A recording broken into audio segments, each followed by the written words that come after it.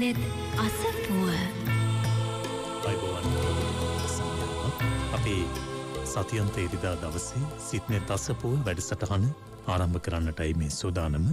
අදත් ඉරිදා සිත්නෙත් අසපුව වෙනුවෙන් ගෞරව නමස්කාර පූර්වකව ඇරයුම් කළේ පදවි ශ්‍රීපුර ලස්සනගම වනසේනාසනාධිකාරී අභිධර්ම විශාරද ත්‍රිපිටකාචාර්ය කම්මට්ටානාචාර්ය පූජනීය කිරුළපන ධම්මවිජය ස්වාමීන් වහන්සේට උන්වහන්සේව බොහොම ගෞරවයෙන් නමස්කාර පූර්වකව ඉරිදා සිත්නෙත් අසපුව වෙනුවෙන් පිළිගනු ලබනවා.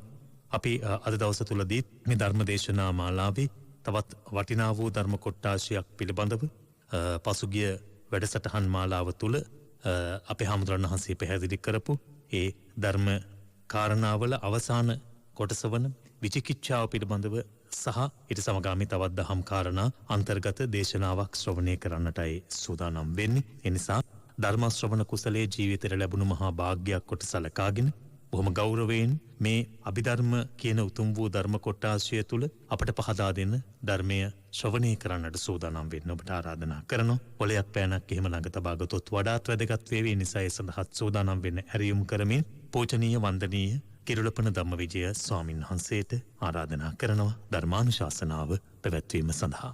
අවසරයි ස්වාමීන් වහන්සේ. සාදු සාදු සාදු. समन्ता चक्रवालेषु अत्रा गच्छन्तु देवता सद्धम्मं मुनिराजस्य सुनन्तो सग्ग मुक्दं धम्मස්සවන කාලෝ අයං බදන්තා ධම්මස්සවන කාලෝ අයං භදන්තා ධම්මස්සවන කාලෝ අයං භදන්තා නමෝ තස්ස භගවතෝ අරහතෝ සම්මා සම්බුද්දස්ස නමෝ තස්ස භගවතෝ අරහතෝ සම්මා සම්බුද්දස්ස නමෝ තස්ස භගවතෝ අරහතෝ සම්මා සම්බුද්දස්ස අට්ඨධා ලෝභ මූලානි දෝෂ මූලානි ච ද්විදා मोह मूलानि च द्वेति द्वादशा कुशलास्युम. සද්ධර්ම ශ්‍රවණාභිලාෂී ගුණබර වාසනාවන්ත පින්වත්නි, සෑම ඉරිදා දිනකම net fm සිත්නෙත් අසපුවෙන් ගලාගෙන හැලෙන උතුම් වූ ධර්ම දේශනාව ශ්‍රවණය කරන්නට සූදානම් වන මොහොත. පින්වත්නි, අද දවසේ මේ උතුම් ධර්ම දේශනාව ලක්වැසි ලෝවැසි බොහෝ දෙනෙක්ට ශ්‍රවණය කිරීමට අවකාශය සලසා දෙමින් ධර්ම දේශනාවේ දායකත්වයේ රැගෙන කටයුතු කරන බව සිහිපත් කරලා තියෙනවා. කුලියාපිටිය දීගල්ල ලිපිනෙහි පදිංචි AWAT අබේසේකර මහත්මිය ඇතුළු දූදරු පිරිස විසින් අද මේ ධර්ම දේශනාව සිද්ධ කරමින් ධර්ම දානමය කුසලයේ සිදු කරගන්නට සූදානම් වන බව සිහිපත් කරලා තියෙනවා. ධර්ම දේශනාව අවසානයේදී නම්ගම් සිහිපත් කරමින් වැඩිදුරට පුණ්‍යානුමෝදනා කරන්න බලාපොරොත්තු වෙන ධර්ම දේශනාව සඳහා යොමු වෙනවා. පිටකන්දී ඔබ දන්නවා අපි මේ දිනවල සිත්නෙත් අසපුව ඉරිදා ධර්ම දේශනාවෙන් සාකච්ඡා කරගෙන එන්නේ සාමාන්‍යයෙන් අර ඉදිනදා සිද්ධ වෙන ධර්ම දේශනාවකට ටිකක් බැහැරට ගිහිල්ලා ධර්ම දේශනා මාලාවක් වශයෙන් සිද්ධ කරගෙන එන ධර්ම දේශනා කිහිපයකට. ඔබ දන්නවා අපි මේ ධර්ම දේශනා කිහිපයේදීම ශ්‍රාවකයන්ට කියලා දෙන්න උත්සාහ කරන්නේ භාග්‍යතුන් වහන්සේගේ දේශනාව ඇතුලේ තියෙන පරමාර්ථ ධර්මයන් පිළිබඳව. පින්වත්නි, කෙනෙක්ට මේ පරමාර්ථ ධර්මයන් ඉගෙන ගද්දී යම් යම් අලසභාවයන් ඇති වෙන්න පුළුවන්. ඒ නිසාම අපි විශේෂයෙන්ම මේ පිළිබඳව මේ පින්වතුන්ලට කියලා දෙන්න කල්පනා කරේ පින්වතුන්ලගේ ජීවිතයට. මේ අභිධර්මයේ ඉගෙනගෙන මම හැමදාම කියන්නේ අභිධර්මයේ ඉගෙනගෙන නිවන් යන කෙනෙක් බවට පත් වෙන්න මිසක් අභිධර්මයේ ඉගෙනගෙන විශ්‍රාම යන කෙනෙක් බවට පත් වෙන්න නෙමෙයි. නැත්තම් මේකේ පින්වත්නි කවදාවත් කියලා ඉවර කරගන්න බැරි තරම් ධර්ම කාරණා මේකේ තියෙනවා. අපිටවත් එහෙම අහුවෙන්නේ නැහැ. අපිත් මේ නිර්වාණ ධාතුවට අවශ්‍ය කරන ධර්මතා ටික මොනවද? අපි ඉගෙනගත යුතු ධර්මතා මොනවද? සාමාන්‍යයෙන් ලෝකයේ ජීවත් වෙනකොට මේ පරමාර්ථ ධර්මයන්ගේ මේ ස්වභාවයන් දැන ගැනීම තුළ අපිට සිද්ධ වෙන යහපත කුමක්ද? ආදී වශයෙන් දේවල් කල්පනා කරන්න තමයි මේ පරමාර්ථ ධර්මයන්ගේ ඒ ස්වභාවයන් ඉගෙනීමට කල්පනා කළේ. දැන් ඔය පිටුතුලට තේරෙනවා අපි පහුගිය දිනවල අකුසල චෛතසික පිළිබඳව සාකච්ඡා කරගෙන ආවා. ඒ සාකච්ඡා කරගෙන එනකොට පින්වත්නි එක එක චෛතසිකයේ දැන් කුක්කුච්චය, තීනය, මිද්දය, දිට්ඨිය, ලෝභය, මානය කියන්නේ මොනවද කියන එක අපි කතා කරද්දී ඔය පින්තුලට පැහැදිලිවම දැනෙන්නේ නැති දෙයියනේ මේක කොච්චර අපේ ජීවිතේට වටිනවද කියලා. මම දැක්කා බොහෝ දෙනෙක් අපිට ආපහු ප්‍රතිපිලිතුරු බැඳලා තිබ්බා. ස්වාමීන් වහන්සේ මේ දේශනාවන් කොයිතරම් අපේ ජීවිතයට වැදගත්ද කියන එක දැන් තමයි අපිට තේරෙන්නේ කියලා පවා. ඒ කියන්නේ මම කියන්නේ මේ අභිධර්මයේ කියන කොටාසිය. නැත්තම් චෛතසික කියන්නේ නිකන් අපිට කටපාඩමින් තිබ්බ චෛතසික 52ක් තියෙනවා අය. සබ්බචිත්ත සාධාරණ 7ය, ප්‍රකීර්ණක 6ය, අකුසල 14ය, සෝබන මෙච්චරය කියලා කියනවා මිසක ඒ වාගේ ස්වභාවයන් Tamanගේ ජීවිතයට එකතු කර ගන්න බොහෝ දෙනෙක් උත්සාහ කරලා තිබෙන්නේ. අන්න ඒක කඩන්න තමයි, ඒ ස්වභාවය නැති කරන්න තමයි අපි මේ චෛතසික පිළිබඳව ඔය පිඟුතුලට බොහොම විග්‍රහයක් කරමින් එකින් එක පැතිකඩයන් පිළිබඳව කතා කළේ. ඉතින් අපිට තව එක චෛතසිකයක් තියෙනවා ඉගෙන ගන්න. ඒ තමයි විචිකිච්ඡා කියන චෛතසිකය. විචිකිච්ඡා චෛතසිකය ඉගෙන ගත්තට පස්සේ අපි අකුසල චෛතසික සියල්ල පිළිබඳව කතා කරලා ඉවරයි. 14ම පිළිබඳව කතා කරලා ඉවරයි. මෝහ, අහිරික, අනොත්තප්ප, උද්ධච්ච, ලෝභ, දිට්ඨි, මාන, දෝෂ, ඉස්සා, මච්චරිය, කුක්කුච්ච, තීන, මිද්ද, විචිකිච්ඡා කියන මෙන්න මේ චෛතසික පිළිබඳව තමයි අපි මේ කතා කරගෙන ඉන්නේ. පිළිගන්න ඊටත් කලින් මම මේ අභිධර්මයේ අපි දැන් අද දවසේදී ලෝභ මූලික සිත් පිළිබඳව කතා කරන්න යනවා. ඒ කියන්නේ අකුසල් සිත් පිළිබඳව. ඉතින් මේවා ඉගෙන ගැනීම හරියම ප්‍රයෝජනවත්. තේරෙනවද? ඒ කියන්නේ දැන් අපේ පින්වතුන්ල දන්නේ නැහැ කර්මයක් සකස් වෙන්නේ කොහොමද. දැන් සමහරු ඉන්නවා දැන් මේ ධර්මදේශනාවන් උනත් අපි ගත්තාම දැන් මේ පුණ්‍යානුමෝදනාවන් බොහෝ ඒවා අපි කියවනකොට අපිට දැනෙන දෙයක් තමයි දැන් තමන් කරගත්තු කුසලයේ අවිද්‍යාව මුල් කරගෙන ආයිත් සංස්කාර ගොඩකට තමයි මේ ඇදගෙන යන්නේ. තේරුණාද? ධර්ම දානමය කුසලයේ කුසලයක්. හැබැයි ඒ කුසලය කුසල් සංස්කාරයක් බවට පත් වෙනවා අවිද්‍යාව මුල් වෙලා නැවත පාරයක් භවයේ සකස් වෙන්නේ. ඔය පිටුතුලට තේරෙනවද මම මේ කියන්නේ? ඒතර ඔය පිටුතුල්ලා කුසලයක් කරගෙන අවිද්‍යාව උපනිශ්‍රේ භාවයෙන් බලවත් වෙදි හේතු වෙලා ඒක කර්මයක් බවට පත් වෙලා අපෝ විපාකයක් බවට පත් වෙනවා කියලා කියන්නේ මේ කරගන්න කුසලොත් අපිට කොහෙට යනවද? භවගාමීව සංසාරික ජීවිතේට සංස්කාරයක් ලෙස එකතු වෙන ධර්මතා. දැන් ඔය අභිධර්මයේ දන්නේ නැතිකම තමයි. ඉතින් අභිධර්මයේ හරියට දැනගත්තට පස්සේ අපිට තේරෙනවා කුසල් සිතක කොහොමද මේකේ තියෙන ආදීනවය දැකලා මේකේ ආපහු සංස්කාර ගොඩ ගැනීමක් කරන්නේ නැතුව නිස්සරණයේ පැත්තට මේ කුසල් හිත යොමු කරගන්න කියන එක අභිධර්ම ඉගෙනීමෙන් විතරමයි පින්වත්නි දකින්න පුළුවන්කම තියෙන්නේ. උදාහරණයක් කියන්නම්කෝ. දැන් ওই පින්වතුන්ලා මෙන්න මෙහෙම කරනවා. දැන් මේ ධර්ම දේශනාවක් ඉවර කරලා දැන් මේ වගේ අරමුණු තියෙනවනේ.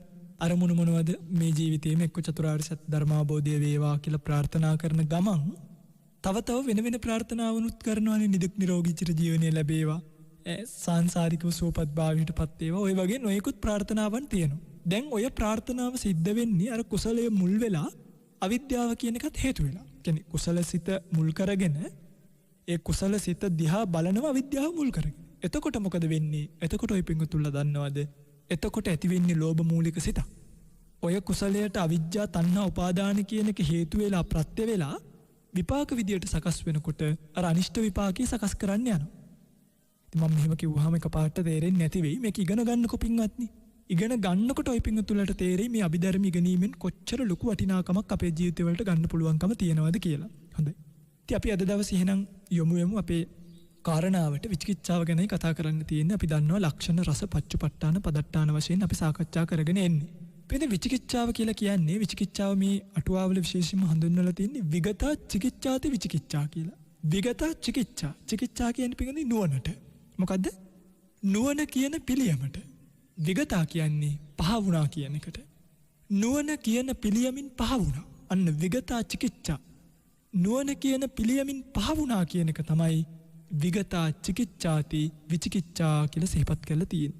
තේරෙනවද? ඉතින් මේ විචිකිච්ඡාව කියන්නේ දැන් අපේ පිංගුතුල්ලා දන්නවනේ සැකය කියලා තමයි මේ විචිකිච්ඡාව අපි හඳුන්වන්නේ. ඒකට පිංගුනි මේ සැකය උපදින්නේ දැන් සිහිපත් කරනවා මේ සැකයේ තියෙනවා ඒකාන්ත විචිකිච්ඡා, පටිරූපක විචිකිච්ඡා කියලා දෙකක්. ඒකාන්ත විචිකිච්ඡාව කියලා කියන්නේ ওই බුද්ධ ආදී අටතැන්හි සැක කිරීම. බුදුරජාණන් වහන්සේ කෙරෙහි, ධර්ම රත්නය කෙරෙහි, සංඝ රත්නය කෙරෙහි, දානීය කෙරෙහි ආදී ශික්ෂාව කෙරෙහි තැන්වල සැක උපදවීමට කියනවා ඒකාන්ත විචිකිච්ඡාය කියලා. පටිරූපක විචිකිච්ඡාව කියන එක පින්වත්නි සිහිපත් කරන්නේ විශේෂයෙන්ම සබ්බාසව සූත්‍රයේදී 16 ආකාරයකින් සිහිපත් කරනවා. අතීත සංකා පහකුයි, අනාගත සැක පහකුයි, ප්‍රත්‍යুৎপন্ন වශයෙන් එන සැක සහිත ස්ථාන 6කුයි පිළිබඳව. එතකොට ඔක්කොම 5යි 5යි 6යි 16ක් බවට පත් වෙනවා. මම මේ ඔක්කොම කියලා දෙන්නම්. අපි බලමු මේ විචිකිච්ඡාවේ ලක්ෂණ, රස, පච්චපට්ඨාන, පදට්ඨාන මොනවද කියලා. විචිකිච්ඡාවේ ලක්ෂණය තමයි සංශය ලක්ෂණ. මොකද්ද? සංශය ලක්ෂණ. සංශය කියලා කියන්නේ පින්වත්නි සැකය. විචිකිච්ඡාව කියන එකේ ලක්ෂණය තමයි සැකය තමයි මේකේ ලක්ෂණය කොටගෙන පවතින්නේ. සැක කිරීම. ඕනම කාරණාවක් පිළිබඳව සැක කරනවා. කෘත්‍ය තමයි කම්පන රස. මොකද කියන්නේ? ඒ ගන්න නොයෙකුත් අරමුණු වල සිතෙහි සැලීම කම්පනයට පත් කරනවා. ඒ කියන්නේ පිටින් අරමුණ හරියට ගන්නෙ නෑ. ඒකයි. අරමුණ නිවැරදිව ගන්නෙ නැතිකොට දැන් බණක් කියනවා කියලා හිතන්නකෝ. බණක් කියනකොට කියන ධර්ම කාරණාව ඔස්සේ සැක උපදවන්න ගන්නවා. සැක උපදවනකොට මොකද වෙන්නේ? ඒ කියන දේශනාව ඔළුවට යනවද නැත්නම් තර්ක කරනවද? අන්න සිත කම්පනයට පත් වෙනවා. අරමුණේ කම්පනයට පත්වීමට කියනවා කම්පන රසා කියලා. සිතෙහි සැලීම් බව තමයි මේක කෘත්‍ය. ලක්ෂණය තමයි සැකය, කෘත්‍ය තමයි සැලීම් බව, කම්පනයට පත්වීම කියන එක තමයි සිහිපත් කරලා තියෙන්නේ. අනිච්චේ පච්චපට්ඨාන. පච්චපට්ඨානය කියන්නේ නැත්නම් වැටහෙන කාරණාව මොකද්ද? වැටහෙන කාරණාව තමයි නිශ්චය නැති ස්වභාවය. අනිච්චය කියලා කියන්නේ නිශ්චය නැහැ කියලා. තේරුණා නේද? දැන් මේ මෙන්න මෙතනදී අනිච්ච කියලා අර ඔය වාදයට තුඩු දෙන ඡයන්න තමයි මෙතන තියෙන්නේ. හැබැයි මෙතනදී අනිච්ච කියලා කියන්නේ මේ මතක තියාගන්න ඕනේ නිශ්චය නැති ස්වභාවය කියලා. ඒක තමයි එහෙම තමයි පින්ගන්නේ සැකේ කියන කාම වැටහෙන්නේ. හැබැයි මේ තව එකක් කියන්නම් අර අනිච්ච කියන එකේ ඡයන්න වාදයට තුඩු දෙන්නෙත් නැහැ. මේ යම් නුවණ නැති පිරිසක් විසින් අනිච්ච කියන බොහොම සංස්කාර පිළිබඳව කියපු පදයක් විකෘති කරගෙන යන එකක් විතරයි තියෙන්නේ. ඒක වාදයට තුඩු දීමක් කිසිසේත්ම කොතනවත් නැහැ. තේරුණානේ? හරි. ඉතින් බලන්න අනිච්චේ පච්චපට්ඨාන. වැටහෙන කාරණාව මොකද්ද? නිශ්චය නැති ස්වභාවය තමයි වැටහෙන්නේ. ඒක තමයි වැටහෙන කාරණා බවට පත් වෙලා තියෙන්නේ. අයෝනිසෝ මනසිකාර පදට්ඨාන. ආසන්න කාරණා මොකද්ද? නුනුවණින් මනසිකාර්යය කිරීමයි. අන්න බලන්න. යම් කිසි කාරණාවක් පිළිබඳව අයෝනිසෝ මනසිකාරයෙන් නැත්නම් නුනුවණින් කල්පනා කරනකොට ඒ පිළිබඳව ඒක ආසන්න කාරණා බවට පත් වෙලා මොකද වෙන්නේ? අරමුණෙහි සිත සැලෙනවා. වැටෙන්නේ නිශ්චිත නැති බවයි. ලක්ෂණය තමයි සැකය කියන එක. මේ තමයි විචිකිච්ඡාවේ ලක්ෂණ, රස, පච්චපට්ඨාන, පදට්ඨාන කියන හතර. පිටින් මේ විචිකිච්ඡාව කියන එක ආවහම, මේ චෛතසිකේ ආවහම ප්‍රඥාවට එන්න තැනක් නෑ. තේරුණා නේද? ප්‍රඥාව කියන්නේ අපි හිතමුකෝ වෛද්‍යවරයෙක් කියලා. ඒ වෛද්‍යවරයාට මේ සිතට ප්‍රතිකාර කරන්න බෑ. මොකක් නිසාද? විචිකිච්ඡාව කියන පිළිකාව. අපි එමෙ ගමුකෝ.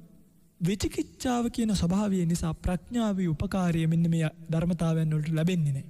ඒ නිසා මේ චෛතසිකයට ඇතුළත් වෙලා සිටින පුද්ගලයාට එයාට නුවණ පිහිටන්නේ නැති නිසා තමයි විගතා චිකිච්ඡා කියලා නුවණින් පිළියමින් පහ වුණා කියන එක නේ. නුවණින් පහ වුණත් නෙමෙයි. නුවණ කියන පිළියමට යෙදෙන්න බෑ. ප්‍රඥාව කියන වෛද්‍යවරයාට යෙදිලා උදව් කරන්න බෑ. ඇයි? එයාගේ තියෙන සැක සහිත ස්වභාවය නිසා. අන්න ඒකයි විගතා චිකිච්ඡාති විචිකිච්ඡා නැත්නම් නුවණ නැමැති පිළියමින් පහ වූයේ විචිකිච්ඡාව කියන එක හඳුන්වලා දීලා තියෙනවා. ඉතින් කලින් කිව්වා වගේම මේක ඒකාන්ත විචිකිච්ඡා, පටිරූපක විචිකිච්ඡා කියලා කොටස් දෙකකට බෙදෙනවා. ඒකාන්ත විචිකිච්ඡාව කියලා කියන්නේ පින්වත්නි ඔය පින්වත්තුලා දන්න විදිහට බුද්ධ ආදී අටතැන්හි සැක කිරීම. මොනවද මේ අටතැන්හි සැකය කියලා කිව්ව ඔය පින්වත්තුලා දන්න ඕනේ සත්තරි කංකති, ධම්මේ කංකති, සංඝේ කංකති, සික්ඛාය කංකති, පුබ්බන්තේ කංකති, අපරන්තේ කංකති ආදී වශයෙන් තියෙන දැන් බුදුරජාණන් වහන්සේ ගැන සැක කරනවා. කොහොමද ශාස්ත්‍රුන් වහන්සේ දෙතිස් මහා පුරුෂ ලක්ෂණයෙන් යුක්ත වෙලාම හිටියද? මේ බලන්නකො දැන් ඔහොම තියෙනවනේ අපේ අයට සැකයක්. අන්න ඒකට කියන්නේ මේ බුද්ධ ආදී අටතැන්හි සැක කිරීම කියලා. ඊළඟට භාග්‍යතුන් වහන්සේට කාලත්‍රයට අයිති සියලු දේවල් දැනගන්න පුළුවන්ද? සර්වඥමද? බුද්ධ ඥානීය පිළිබඳව සැකයක් ඇති වෙනවා. මේකට කියනවා භාග්‍යතුන් වහන්සේ පිළිබඳව සැක කිරීම කියන පළවෙනි සැකය. ඊළඟට ධර්මයේ ගැන සැකයි පින්වත්නි. ඒ කියන්නේ දැන් සතර මඟ සතර ඵල කියලා එකක් තියෙනවද? නිර්වාණීය කියලා එකක් තියෙනවද? මේ ධර්මය නෛර්යානික නැද්ද? මේ ධර්මයේ කියලා නිවන් දකින්න පුළුවන් වෙයිද? මෙන්න මේ වගේ සැක ඇතිවීමට කියනවා ධර්මයේ පිළිබඳව සැක උපදවීම කියලා. සංඝයා කෙරෙහි සැකය කියලා කියන්නේ පින්වත්නි මාර්ගස්ථ ආදී උතුමන් වහන්සේලා ලෝකේ වැඩ ඉන්නවද? පලස්ථ ආදී උතුමන් වහන්සේලා ලෝකේ වැඩ ඉන්නවද? මේ කියන අෂ්ටාරි පුද්ගල සංඝ රත්නයක් ඉන්නවද නැද්ද? ආදී වශයෙන් එනවා සැකයක්. උන්වහන්සේලා සුප්‍රතිපන්නද, උජුපටිපන්නද, ඥායපටිපන්නද, සාමීචිපටිපන්නද ආදී වශයෙන් සංගුණ පිළිබඳ වෙන සැකයට කියනවා සංඝයා කෙරෙහි සැකය උපදිනවා කියලා. ඊළඟට සික්කාය කංකති. ශික්ෂාව පිළිබඳව කියන්නේ මේ ත්‍රිශික්ෂාව කියලා එකක් තියෙනවා. මේකෙන් පළක් තියෙනවද? මේකෙන් පළක් නැද්ද? ත්‍රිශික්ෂාවක් තියෙනවද? ඒක නැද්ද? ආදී වශයෙන් ත්‍රිශික්ෂාව පිළිබඳ වෙන සැකයට කියනවා සික්කාය කංකති කියලා. ඊළඟට పూర్වන්තය ගැන සැකයක් එන්න පුළුවන් කෙනෙක්ට මම අතීතේ හිටියද? හිටියේ නැද්ද? මේ සත්වය අතීතේ හිටියද? හිටියේ නැද්ද? ආදී වශයෙන් ඔය අතීත භවයන්ට ස්කන්ධ ධාතු ආයතන පිළිබඳව සැක කරන අය ඉන්නේ. අගේ ආත්මයක් තියෙනක තිබ්බද කියලා කවුද දන්නේ? අන්න ඒගොල්ලන්ට කියනවා මේ අතීතය පිළිබඳව සැක තියෙන අය කියලා. පරාන්තය කියලා කියන්නේ අනාගතය පිළිබඳව. මම අනාගතේ උපදීද? මම අනාගතේ ඉපදින් නැති වෙයිද? මේ සත්වය අනාගතේ උපදීද කියලා අනාගත ස්කන්ධ ධාතු ආයතන ගැන ඇති වෙන සැක කිරීමට කියනවා අපරාන්ත සැකය කියලා. పూర్ව අපරාන්ත සැකය කියලා කියන්නේ අතීත අනාගත දෙපක්ෂයටම යත් ස්කන්ධ ධාතු ආදී ගැන සැක කිරීමට පිළිබඳව කියන කාරණාව. ඊළඟට ඉදප්පච්චේත පටිච්ච සමුප්පන්නේසු ධම්මේසු කංකති. ඒ කියන්නේ පටිච්ච සමුප්පාදය පිළිබඳව සැක කරනවා.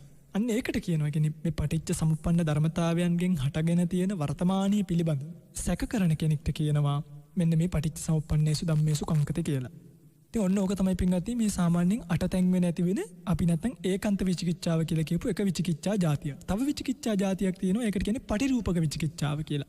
මේ පිළිබඳව සඳහන් වෙන්නේ මගේ පින්වත්නි සබ්බාසව සූත්‍රයේදී. සබ්බාසව සූත්‍රයේ බලන්න සබ්බාසව සූත්‍රයේදී පැහැදිලිවම භාගතුන් වහන්සේ සිහිපත් කරලා තියෙනවා නුනුවණින් මනසිකාරය කරන අන්ධබාල පෘථග්ජනියෙක් ගැන. අතීත කාලේ හිටියද හිටියේ නැද්ද? මම ක්ෂත්‍රීය කෙනෙක් වෙලා හිටියද බ්‍රාහ්මණෙක් වෙලා හිටියද? අනාගතයේ කොයි වගේ වෙයිද? ආදී වශයෙන් 16 ආකාරයක සැකයක් උපදවනවා. මම කියලා කෙනෙක් දැන් ඉන්නවද? මම කියලා කෙනෙක් නැද්ද? මම කොයි පැත්තේ බ්‍රාහ්මණයෙක්ද ක්ෂත්‍රීය කෙනෙක්ද? එදේ සමහරව අහන්නේ මම කවුද? ඔයා කවුද කියලා අන්නේ වගේ තමයි. ඒව පින්වත්නි අපිට තේරෙන්නේ නැති වුණාට අපිට හිතෙනවා හරි නුවණයි මේ තර්ක කරනවා වාද කරනවා කියලා. නුවණින් මනසිකාරය කිරීමක් නෙමෙයි. ඒවට භාග්‍යතුන් වහන්සේ කියන්නේ අනුවණින් නුවණින් මනසිකාරය කිරීමක් කියලා. ඇයි? ඒවා පින්වත්නි ධර්මාබෝධියට සිද්ධ වෙන බාධා නිසා. ඔය තමයි විචිකිච්ඡා කියන චෛතසිකයේ ස්වභාවය. දැන් පින්වත්නි ඔය පින්වතුල්ලා අකුසල චෛතසික 14 පිළිබඳවම ඉගෙනගෙන ඉවරයි. තේරුණාද? ආයිත් සැරයක් මේකේ තව ඉතින් අපිට කතා කරනවා නම් ටිකක් ගැඹුරු විග්‍රහයකටයි යන්න වෙන්නේ. නමුත් දැන් මේ චෛතසිකයන්ගේ ඔබ දැනගත යුතු සියලු කාරණා පිළිබඳව ඔබ දැනගෙන ඉවරයි. ඒ නිසා විචිකිච්ඡාවත් උන්න අද ඉගෙන ගත්තා. මේ ධර්මදේශනා ටික ආයිත් සැරයක් දැන් මේ කොරෝනාත් එක්ක පුංචි විවේකයකුත් තියෙනවා නම් මම හිතන්නේ දැන් නම් මේ විවේකී අඩුවේ ක්‍රමානුකූලව ආපහු සැරයක් මේව හොයලා බලලා පුළුවන් නම් මේව කටපාඩම් කරගන්න. ලක්ෂණ රස පච්චුපට්ඨාන පදට්ඨාන කියන්නේ මොනවද කියලා. එහෙම පාඩම් කරගත්තාම හරි පිංගුත්නි ඔය මතක හිටින ඔය පිංගුතුල්ලට. මෙන්න මේ අකුසල චෛතසික ගැන ඉගැන්නුවේ පිංගුත්නි අපි මෙන්න මේ අකුසල චෛතසික යෙදিলা අපිට වෙන හානිය මොකක්ද කියන එක ගැන ඉගෙන ගන්නයි. දැන් පිංගුත්නි ලෝකයේ සිත කියලා එකක් තියෙනවා. හරිද? දැන් මේ කතාව හොඳට අහගන්න.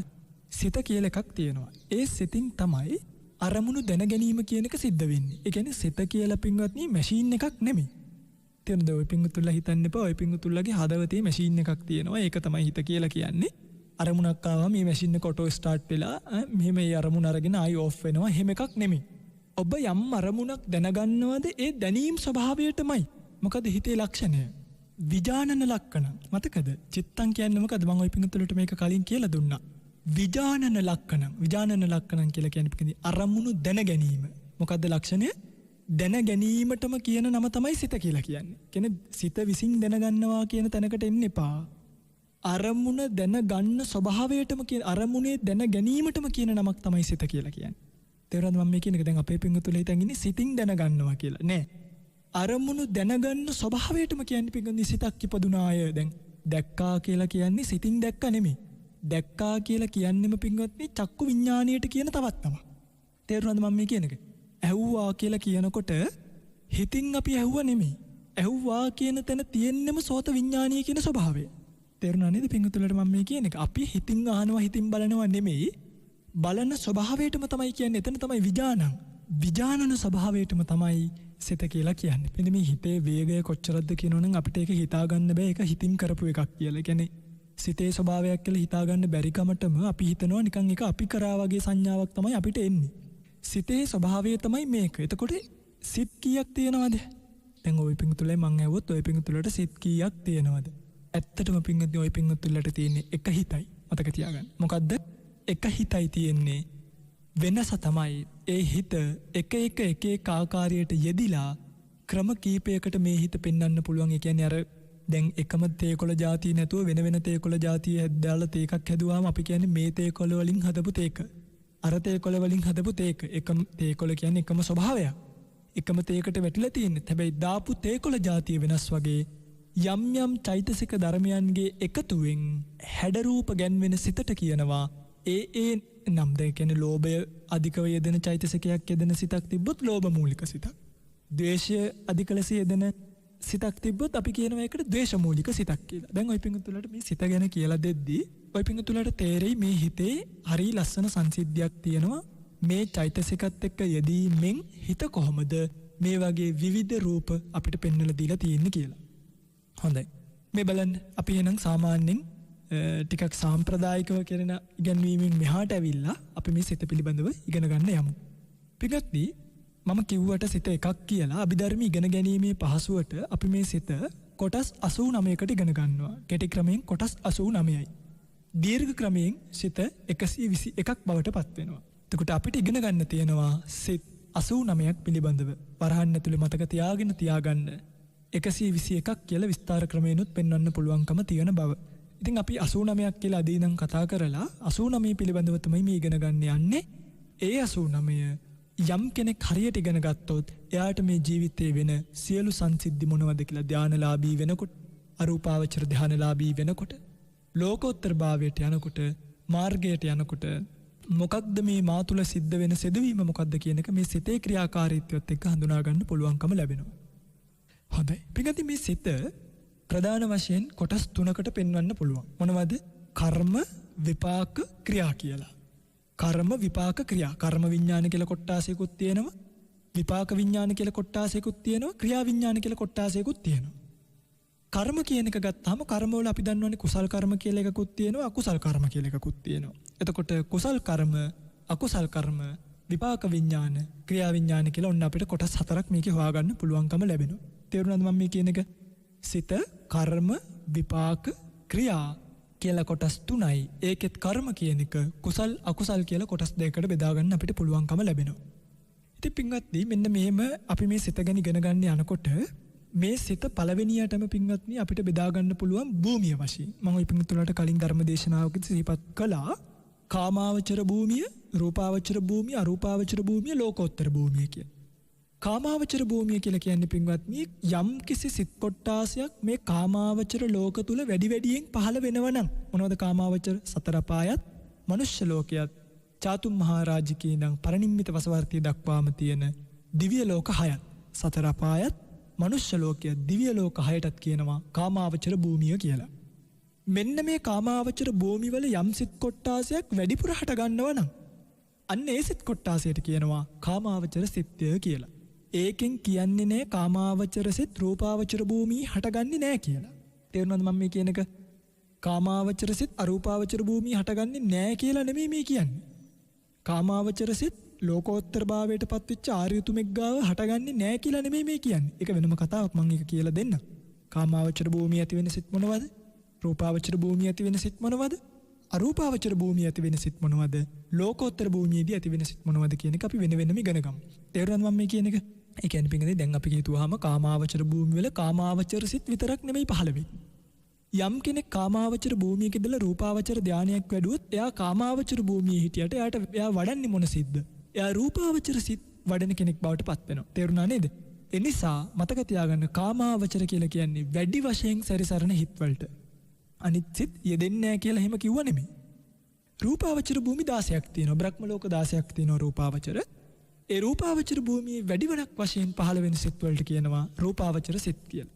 අරූපාවචර භූමියේ වැඩිමනක් පහළ වෙන අරූපාවචර භූමි 4යි ආකාසානංචායතනෙ, විඥානංචායතනෙ, ආකින්චඤ්ඤායතනෙ, නේව සංඥා නාසඤ්ඤායතනෙ.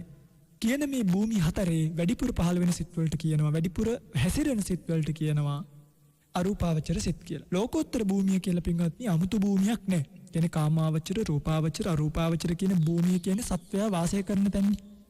ලෝකෝත්තර භූමිය කියන්නේ සත්වයා වාසය කරන තැනක් නෙමෙයි. සත්වයාව නිර්වාණ ධාතුවට පැමිණුණා කියන එක අර්ථ ගන්නවන්න තමයි මේ ලෝකෝත්තර භූමිය කියන එක පෙන්වලා තියෙන්නේ.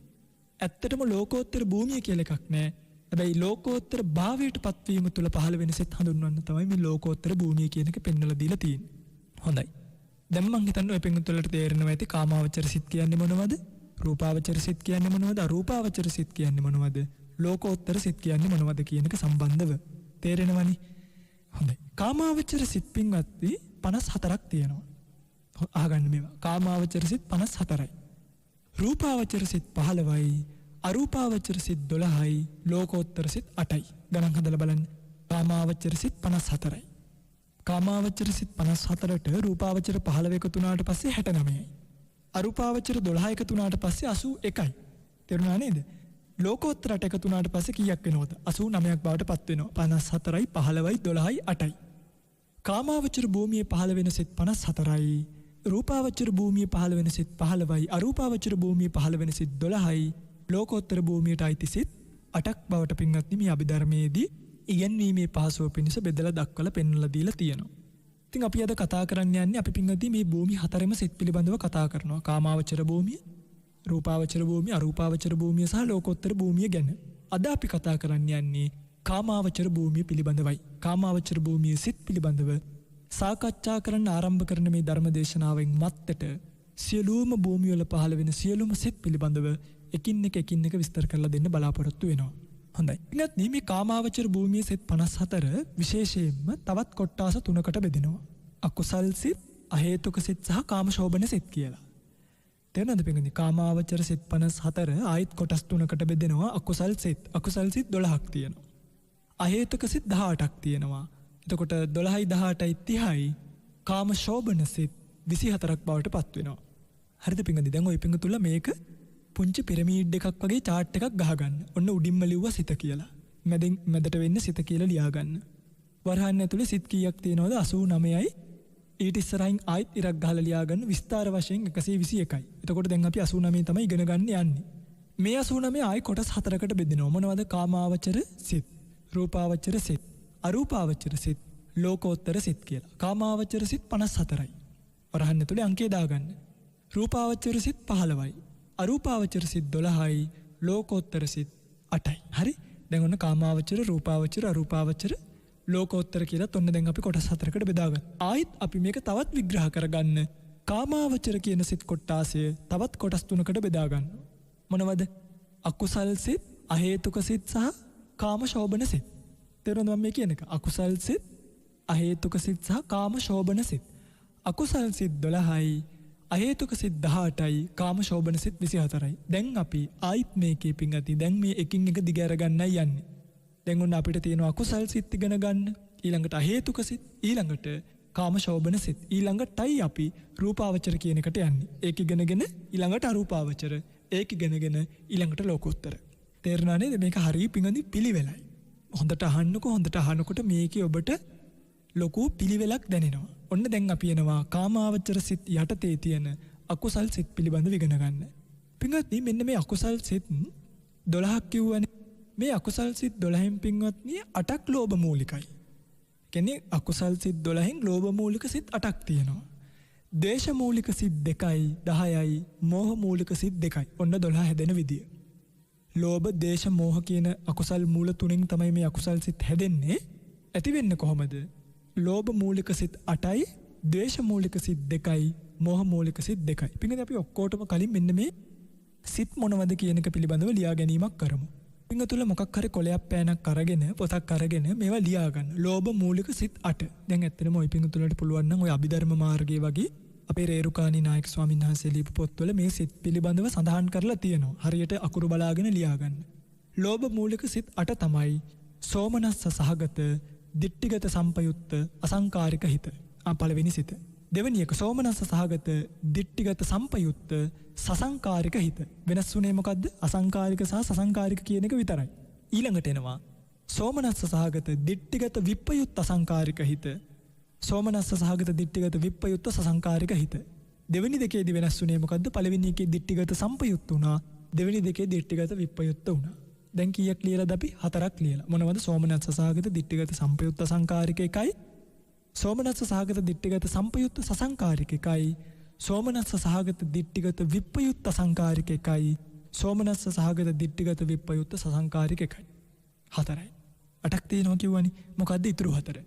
ඉතුරු 4 තමයි ඔය සිත් 4 ඔහොමම ලියා ගන්න. සෝමනස්ස කියන එක වචනේ වෙනුවට උපේක්ඛා සහගත කියලා දාලා. උපේක්ෂා සහගත දිට්ඨිගත සම්පයුත්ත අසංකාරික හිත, දිට්ඨිගත සම්පයුත්ත සසංකාරික හිත. උපේක්ඛා සහගත දිට්ඨිගත විප්පයුත්ත අසංකාරික හිත, උපේක්ඛා සහගත දිට්ඨිගත විප්පයුත්ත සසංකාරික හිත. එතකොට ප්‍රධාන වශයෙන් මේ සිත් පින්වත්නි 8 සෝමනස්ස සහ උපේක්ඛා කියලා කොටස් දෙකක් තියෙනවා.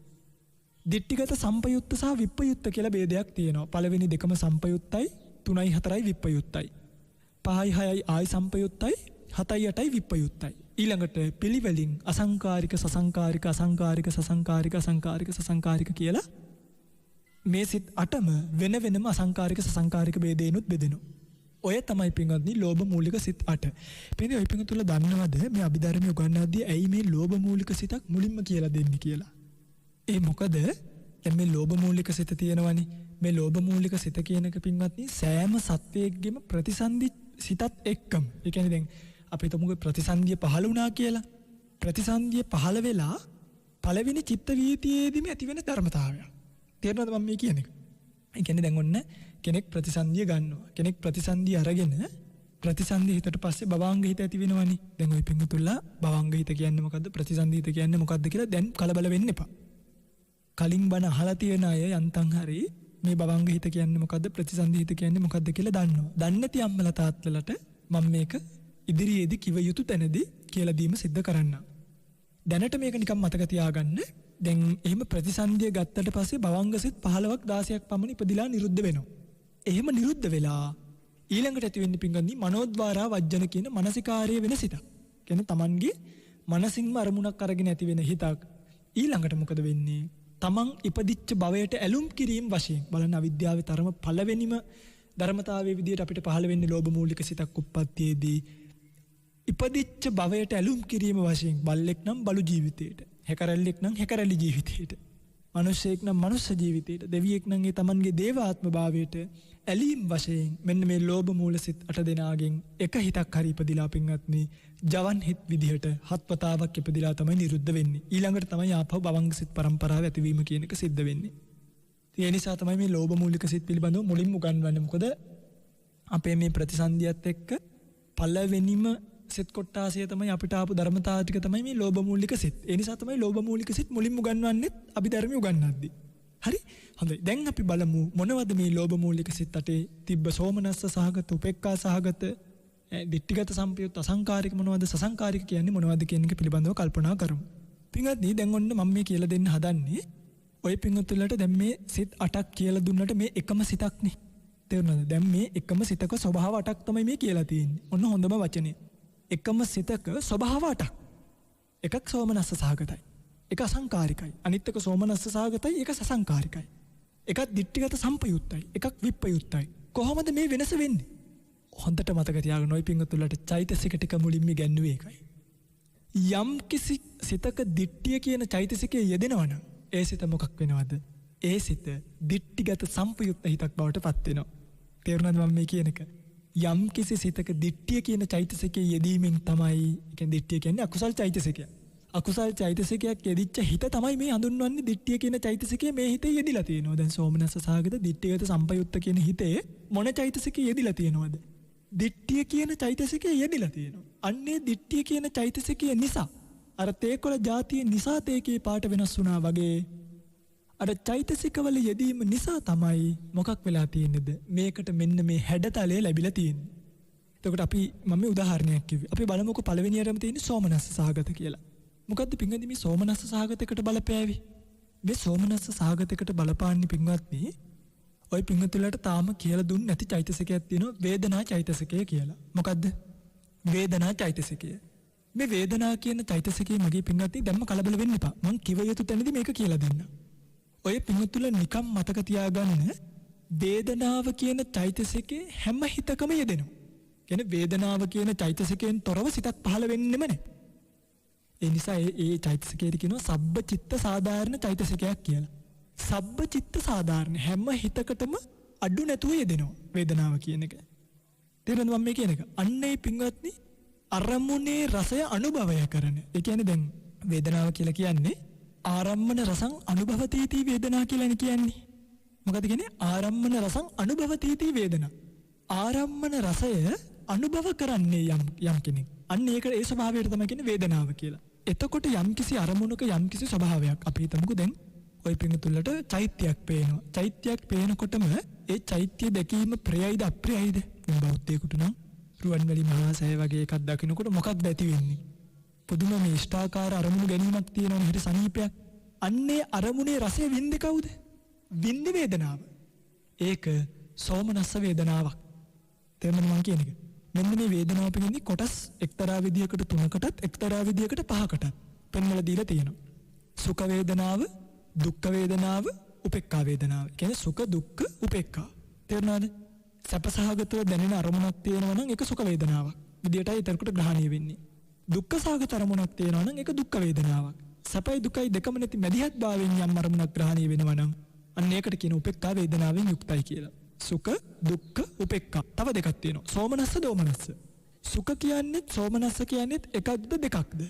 පිළිගන්න මේක ස්වභාවය එකයි. හැබැයි මේ දක්වලා තියෙන ඉන්ද්‍රිය ભેදයෙන්. ඒ කියන්නේ සෝමනස්ස භාව සෝමනස්ස. සෝමනස්ස භාවය කියන එක පිළිගන්නේ මානසිකව දැනෙන ස්වභාවයක්. දැන් සෝමනස්ස කියන එක දැනෙන්නේ කොහෙටද? මනසටනේ දැනෙන්නේ, හිතටනේ දැනෙන්නේ. ඊට දෝමනස්සය කියන එක දැනෙන්නේ ඒ නුරුස්නා ගතිය දැනෙන්නේ හිතට. අන්නේ සෝමනස්ස දෝමනස්ස ස්වභාවයට තමයි සිත අරමුණු කරගන්න ස්වභාවයේ වශයෙන්. ඒ කියන්නේ හිතට දැනෙන ස්වභාවයක් වශයෙන් ඉන්ද්‍රිය ભેදයෙන් දක්වනවා. මන ඉන්ද්‍රිය කියන එක මුල් කරගෙන සෝමනස්ස දෝමනස්ස කියන දෙක. සුඛ දුක්ඛ කියන එක දැනෙන්නේ පිංගන්නේ කයටයි. ඒක කායික වේදනාවක්. දැන් කෙනෙක් අපිව කොනිටනවා. එතකොට දැනෙන්නේ සෝමනස්සයක්ද දෝමනස්සයක්ද? දෝමනස්සයක්නේ දැනෙන්නේ මනසට. දෝමනස්සය දැනෙන්නේ මොකක් නිසාද? කයට දැනුනේ දෝමනස්සයද දුකක්ද? අන්න කයට දැනෙන දුක්ඛ වේදනාව නිසා මනසේ ඇති වෙන දෝමනස්ස වේදනාව ගැනයි ওই දෙකේ වෙනස. කායිකව දුක්ඛ වේදනාව හට ගන්නවා, මානසිකව දෝමනස්ස වේදනාව හට ගන්නවා. කායිකව සුඛ වේදනාව හට ගන්නවා, මානසිකව සෝමනස්ස වේදනාව හට ගන්නවා. උපේක්ඛා වේදනාව ඔය කොතනදිත් එකයි. එතකොට මෙන්න මේ වගේ වේදනාවේ ස්වභාව පහක් තියෙනවා. එක්ක සුඛ, එක්ක දුක්ඛ, එක්ක උපේක්ඛා, එක්ක සෝමනස්ස, එක්ක දෝමනස්ස. යම් කිසි අරමුණක පින්වත්නි මෙන්න මේ සොම්නස් සිතක් යෙදෙනවා නම් කියන්නේ දැන් ඔන්න හොඳ රෙද්දක් දකින්න. රෙද්දක් දැකලා ඒ රෙද්ද හොරකම් කරන්න ඕනේ කියලා සංඥාවක් ඇති වෙනවා. හරිද? දැන් මේ අරමුණට මොකක්ද ඇති වුනේ? අකමැත්තක්ද කැමැත්තක්ද? සොම්නස් බව අපේ මේක හරි ලස්සනයි. අන්න සෝමනස්ස සාගත වේදනාවක්. ඒ වේදනා කියන චෛතසිකයේ සෝමනස්ස භාවයෙන් යුක්ත වීම නිසා තමයි මේ සිත සෝමනස්ස සහගත හිතක් කියලා පෙන්වුවේ. තේරෙනවනේ? එතකොට ඔන්න එක අකුසල් සිත් જાතියක් තියෙනවා අරමුණට ඇලීම් වශයෙන් ලෝභ මූලිකව ඇති වෙන. එහෙම ඇති වෙනවට කියනවා සෝමනස්ස සහගතයි කියලා. උපේක්ඛා සහගත කියලා කියන්නේ පිටින් දැන් සමහර වෙලාවට සමහරුන්ට දැන් සෝමනස්ස භාවයක් නැහැ. හැබැයි හොරකම් කරන තැන් නැද්ද? ඒ කියන්නේ දැන් අපි හිතමු කෙනෙක් ගිහිල්ලා එයාට ලෙඩක් තියෙනවා. ඔන්න දැන් මොකක් හරි අපි හිතමු දියවැඩියාව කියලා. දැන් දියවැඩියාව නිසා එයාට අමාරුයි. හරි? නැත්තම් මොනවාද සීනි මදි වෙලා. හරිද? ලෝ ෂුගර් කියලා හිතන්නකෝ. මේක තමයි හොඳම උපමාව. ලෝ ෂුගර් වලින් දැන් සීනි අඩුයි. එයාට සීනි ගන්න සල්ලිත් නැහැ. එයා සීනි ටිකක් දැකලා මෙයා මේ සීනි ටික හොරකම් කරනවා. දැන් හොරකම් කරන්නේ සතුටු සිතින්ද නැත්තම් අර ගන්න ඕනේ නිසා ගන්නවද? හරිද? ගන්න ඕනේ නිසා ගන්නවනේ. අන්නේ සොම්නස් භාවයේ නැතුව මෙන්න මේ උපේක්ඛා භාවයේ යෙදුනට පස්සේ අන්නේ සිත සෝමනස්ස භාවයට යන්නේ නැහැ. උපේක්ඛා භාවයටයි යන්නේ. ඉතින් මෙතනදී ඔය ඇත්ත මතක තියාගත යුතුම දේ තමයි සෝමනස්ස භාවයට වඩා උපේක්ඛා සහගත භව යෙදීම ප්‍රබල වැඩි. ඒ කියන්නේ මේ සෝමනස්ස භාවයෙන් කරන අකුසලයට වඩා උපේක්ඛා සහගත අකුසලයක් කරොත් එහෙම ඒකෙන් ලැබෙන විපාකේ වැඩි. ඇයි හේතුව? හේතුව තමයි මේ මධ්‍යස්ථ භාවය කියනක පින්වත්නි අපි තුල ඇති වෙන ඕලාරිකව කම්මැලිකමක් නිකන් පසුබෑමක් වගේ දැනුණට උපේක්ඛා භව කියන ස්වභාවය, ඒ ධර්මතාවය, ඒ කියන්නේ උපේක්ඛා භව කියන ධර්ම ස්වභාවය බලගතු වැඩි. ඒ නිසා යම් තැනක උපේක්ඛාව යෙදුණොත් ඒ උපේක්ඛා සහගත විපාකය බලගතු වැඩි විපාකයක් බවට පත් වෙනවා. ඒ කියන්නේ එකෙන් සෝමනස්ස සහගතව එනන් සතුටු සිතින් හොරකම් කරාම විපාක අඩු වෙයි කියලා එකක් නෑ. හරිද? ඒකෙනුත් විපාක තියෙනවා. මේ ධර්මයේ ස්වභාවය මතක් කළේ උපේක්ඛා සහගත භව යෙදිච්ච ගමන්, උපේක්ඛා සහගත හිතින් යම් හොරකමක් කරපු ගමන්, උපේක්ඛා සහගත සිත යෙදුණු ගමන් ඒ විපාකයේ බලවත් වැඩි භාවයට පත් වෙනවා. කියන්නේ ඒ සිත බලවත් වැඩි හිත අකුසල හිතක්. තේරුණානේ? සෝමනස්ස භාවයෙන් හොරකම් කරන්න පුළුවන්, උපේක්ඛා භාවයෙන් හොරකම් කරන්න පුළුවන්. ඔන්න දැන් ඕක තමයි සෝමනස්ස උපේක්ඛා කියන දෙකේ වෙනස. මම මේ ශාස්ත්‍රීය විග්‍රහයකට යන්නේ නැතුව ඒ පිංගුතුලට තේරෙන විග්‍රහයකටයි මේ යන්නේ. හරි? ඊළඟට දිට්ඨිගත සම්පයුත්ත සහ දිට්ඨිගත විප්පයුත්ත.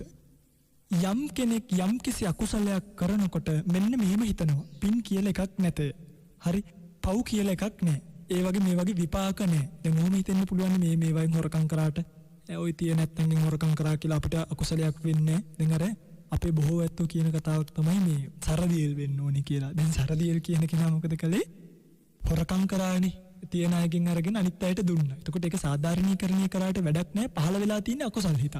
පොඩි එකක් නෙමෙයි දිට්ඨිගත සම්පයුත්තත් බවට පත් වෙලා ඇති. ඒ කියන්නේ සමහරකට එහෙම හිතන්නත් ඇතිනේ. මේ තියෙන අයගෙන් අරගෙන දුන්නට කමක් නැහැ කියලා. එතකොට දිට්ඨිගත සම්පයුත්ත කියලා කියන්නේ පින්වත්නි නරකම නරකයි. කියන්නේ ඒක බරපතල වැඩි. ඒ අකුසල විපාකයේ. ඒ වුණාම කෙනෙක්ට මෙලොවක් නැහැ, පරලොවක් නැහැ, ඉන්න ටික මේ ටිකේ ඉන්න ඕනේ හොඳට. එහෙම කියලා දසවස්තුක මිත්‍යා දෘෂ්ටිය කියන එක යම් කිසි සිතක යෙදෙනවා නම් අන්නේ දසවස්තුක මිත්‍යා දෘෂ්ටිය යෙදිච්ච හිතට කියනවා දිට්ඨිගත සම්පයුත්ත කියලා. මොකද්ද දසවස්තුක මිත්‍යා දෘෂ්ටිය?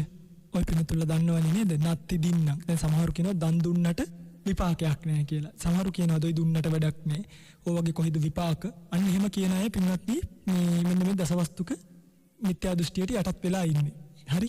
එතකොට මේ වගේ විශ්වාසය නැති කෙනා මොකද කරන්නේ පින්වත්නි? මේගොල්ලෝ වැඩි වැඩියෙන් අකුසල ධර්ම කරන්න යොමු වෙනවා. ඒ කරන්නේ පොඩි පහයි දැන්.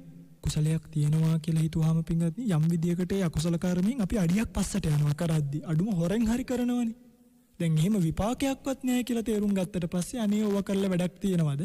ඕවගෙන් කාටද හරි ගියේ කියලා අර නත්ති දින්නම් දුන්නට වැඩක් නැහැ කියලා හිතනවා. ඊළඟ නත්ති හිට්ටම් මහා දානී විපාක නැහැ කියලා කියනවා. මහා දානී කියලා කියන්නේ දැන් ඔන්න ඔය පින්වතුන්ට හොඳ තැනක්. දැන් සමහරු චෛත්‍ය ආදී තැන් වලට ලොකු පළතුරු පූජා කරනවනේ. මම දැක්ක මේ පහුගිය දවසක කෙනෙක් දාලා තිබ්බා. ලංකාව කියන්නේ දකුණු ආසියාවේ දුප්පත්ම රටක්ය.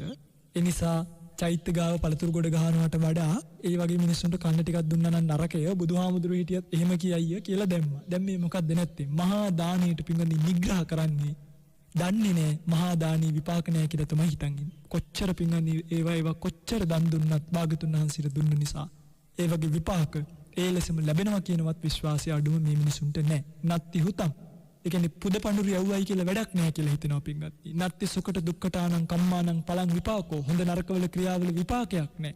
නත්ති අයං ලෝකෝ නත්ති පරලෝකෝ ඔහොම හිතනවනේ.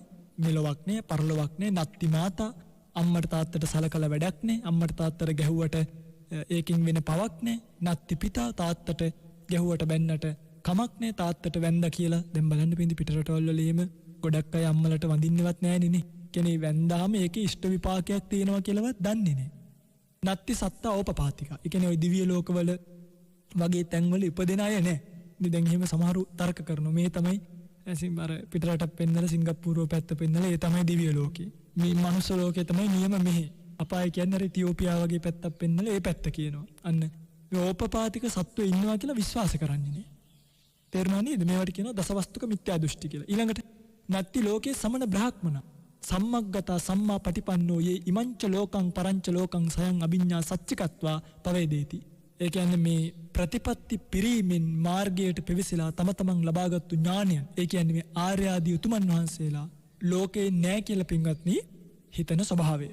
ඔන්න ඕවට කියනවා දසවස්තුක මිත්‍යා දෘෂ්ටිය කියලා. යම් කෙනෙක් ඕවගෙන් යුක්තයි නම් එයා එන්නේ ඕවගෙන් යුක්තයි නම් ඒ අකුසල කර්මය කරනකොට ඔන්න ඔය වගේ සිතිවිල්ලක ඉඳලා කළා නම් පින්වත්නි ඒක දිට්ඨිගත සම්පයුත්තයි. ඒක දෘෂ්ටියට බැහැගෙන ඉන්න කෙනෙක් බවට පත් වෙලා.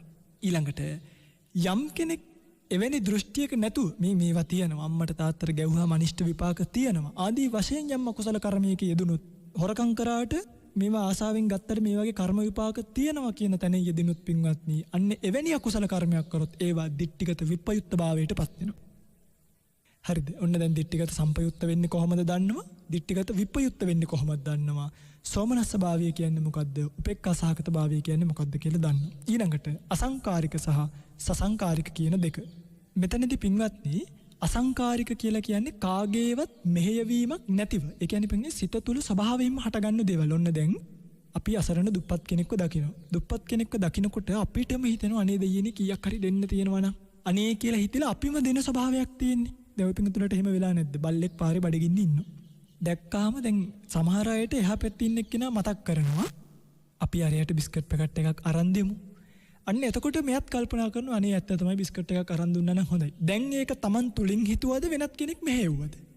වෙනත් කෙනෙක් මෙහෙයුවා. අන්නේ මෙහෙයවීම නිසා ඒ සිත පින්වත්නි සසංකාරික එකක් බවට පත් වෙනවා. අසංකාරික කියලා කියන්නේ මෙහෙවීමක් නැතුව යම් කෙනෙක්ගේ දුකක් කරදරයක් දැකලා Tamanටම දෙන්න හිතෙනවා නම් Taman තුලින්ම හිතෙනවා නම් ඒ සිත අසංකාරික හිතක් බවට පත් වෙනවා.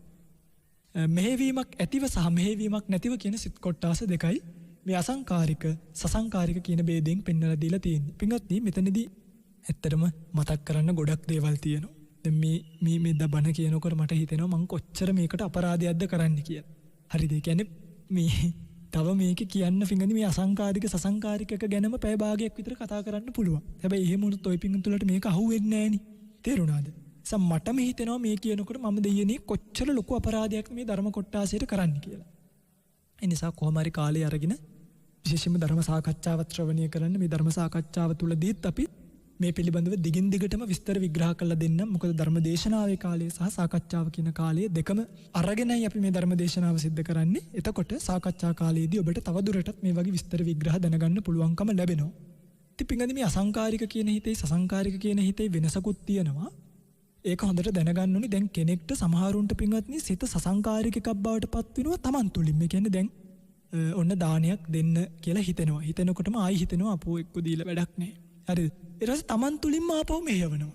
තේරෙනවද මම මේ කියන එක? දැන් දෙන්න හිතලා ආයි පස්සට ඇදලා ආයි Taman තුලින්ම මෙහෙවනවා. ස්වභාවයෙන්ම හටගන්න එකක් නෙමෙයි. Taman තුලින්ම උනත් මෙහෙවුවොත් ඒ මෙහෙවීමෙන් උපදින සිත පින්වත්නි සසංකාරික හිතක් බවට පත් වෙන්න පුළුවන්. තේරුණා නේද? කියන්නේ ඔය පින්තුලට තේරෙනවා දන් දෙන එක ලේසි නෑ පින්වත්නි. අසංකාරිකව දුන්නොත් තමයි ඒක මහත්ඵල භාවයට පත් වෙන්නේ. මම මේ කියන්නේ දැන් මේ කුසලයේ පැත්තෙන් මේ කියාගෙන ඉන්නේ. කියන්නේ අසංකාරිකව දුන්නොත් මහත්ඵල භාවයට පත් වෙනවා. ඒ වගේම තමයි අකුසලයේදී වෙන්නේ මොකද්ද? අසංකාරිකව යෙදුනොත්. දැන් මම මේ කුසල පැත්තෙන් ඔය පින්තුලට තේරෙන නිසා කිව්වේ යම් සිතක් අසංකාරිකව යෙදුනොත් ඒ සිතේ විපාකයේ බලවත්. දැන් Tamanටම හිතලා මැරුවොත් එහෙම ඒකේ පින්වත්නි විපාකයේ බලවත්.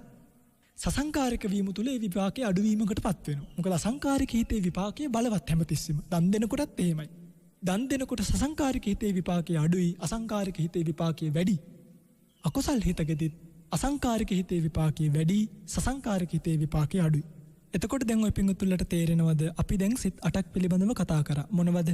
සෝමනස්ස භාවය, උපේක්ඛා භාවයෙන් යුක්ත සිත් කොටස් දෙකක් ගැන තමයි අපි මේ කතා කරගෙන එන්නේ. එතකොට හතර බෙදෙනවා. දිට්ඨිගත සම්පයුත්ත, අසංකාරික, දිට්ඨිගත සම්පයුත්ත, සසංකාරික. දිට්ඨිගත විප්පයුත්ත අසංකාරික, දිට්ඨිගත විප්පයුත්ත සසංකාරික ආදී වශයෙන්.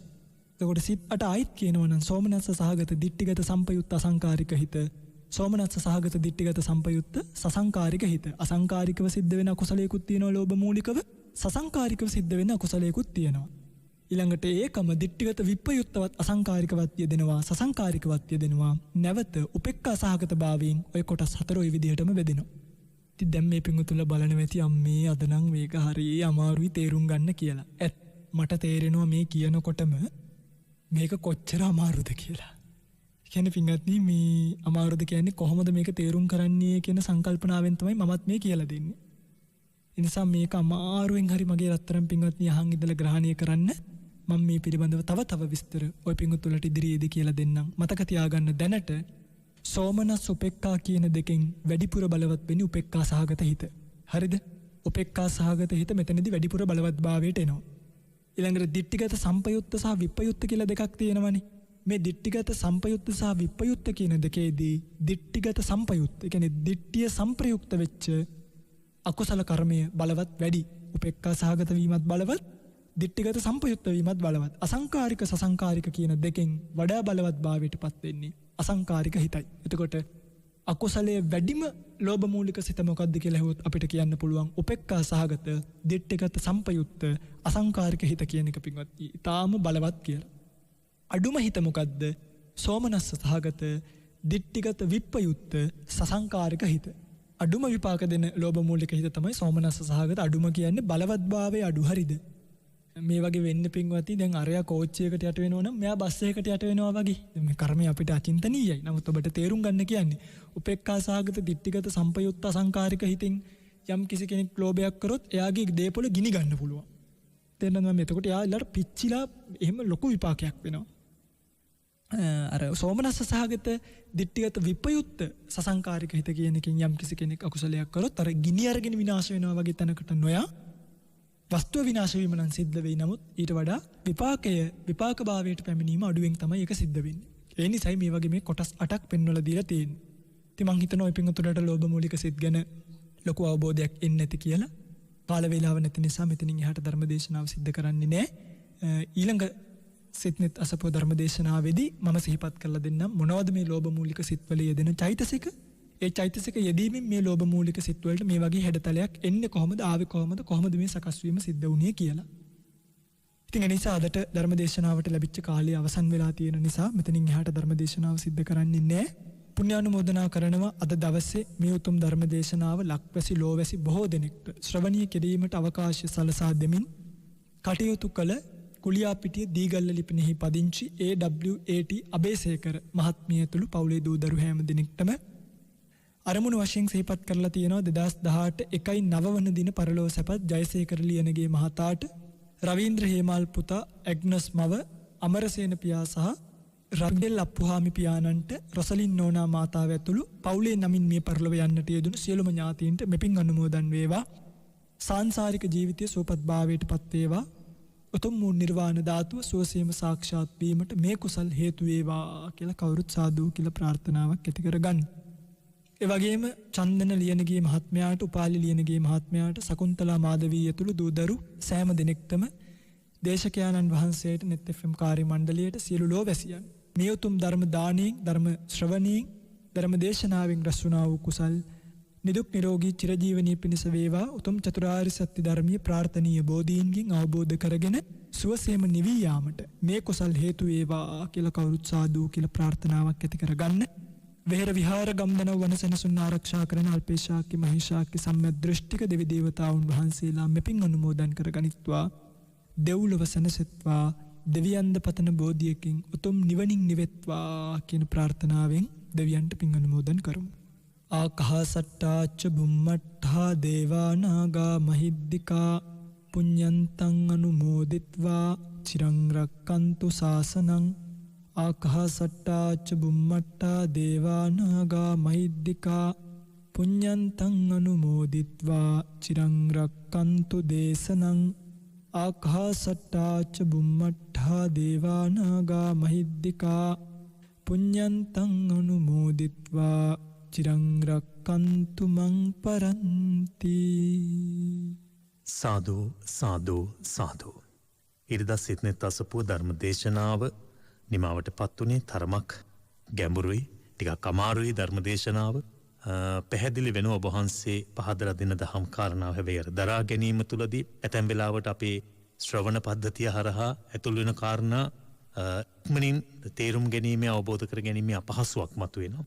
ඒ කෙසේ වෙතත් මම හිතන්නේ කොලයක් පෑනක් තබාගෙන ලියාගත්තා නම් එහෙම ඒ අපහසුව ඔබට පහසුවක් බවට පත් කරගන්නට පුළුවන්. නිවි හැනහිල්ල නැවත කියවා අවබෝධ කරගන්නට අවකාශයක් තිබෙන නිසා මේ ධර්මදේශනා ශ්‍රවණය කරන ඔබට අපි නැවත ආරාධනා කරන්නේ ධර්මදේශනාවල අන්තර්ගත කාරණා කෙරෙහි යම් ආකාරයකට අවබෝධයක් නැත්නම් පැහැදිලි කිරීම මදි වගේ හැඟීමක් ඇතිවුණොත් එහෙම ඔබ නැවත ධර්මදේශනාව ශ්‍රවණය කරන්න. net fm බණ YouTube channel එක හරහා ඔබට මේ ධර්මදේශනාව නැවත ශ්‍රවණය කරන්නට පුළුවන්. ඒ වගේම ඒ ශ්‍රවණය කරන ගමන්ම කොලයක් පෑනක් තියාගෙන ලියාගන්න ඒ පහසුවක් වේවි.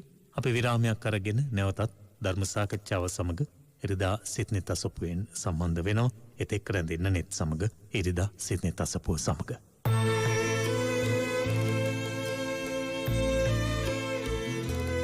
සිත්නෙත් අසපුව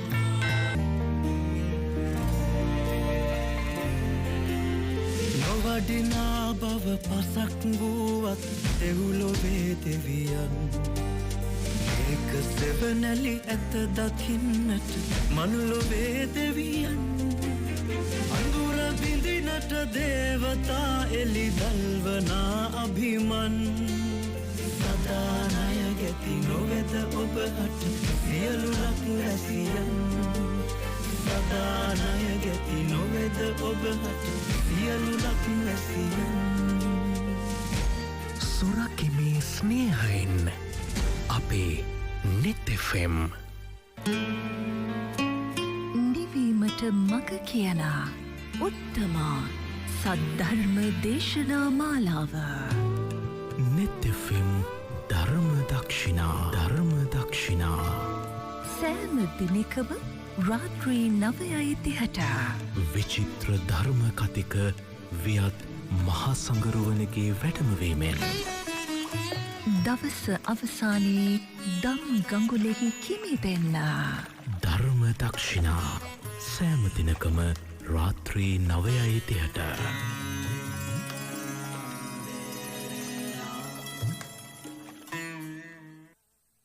මොනවට සතගේ දුක දුටුවේ බුදුනෙතයි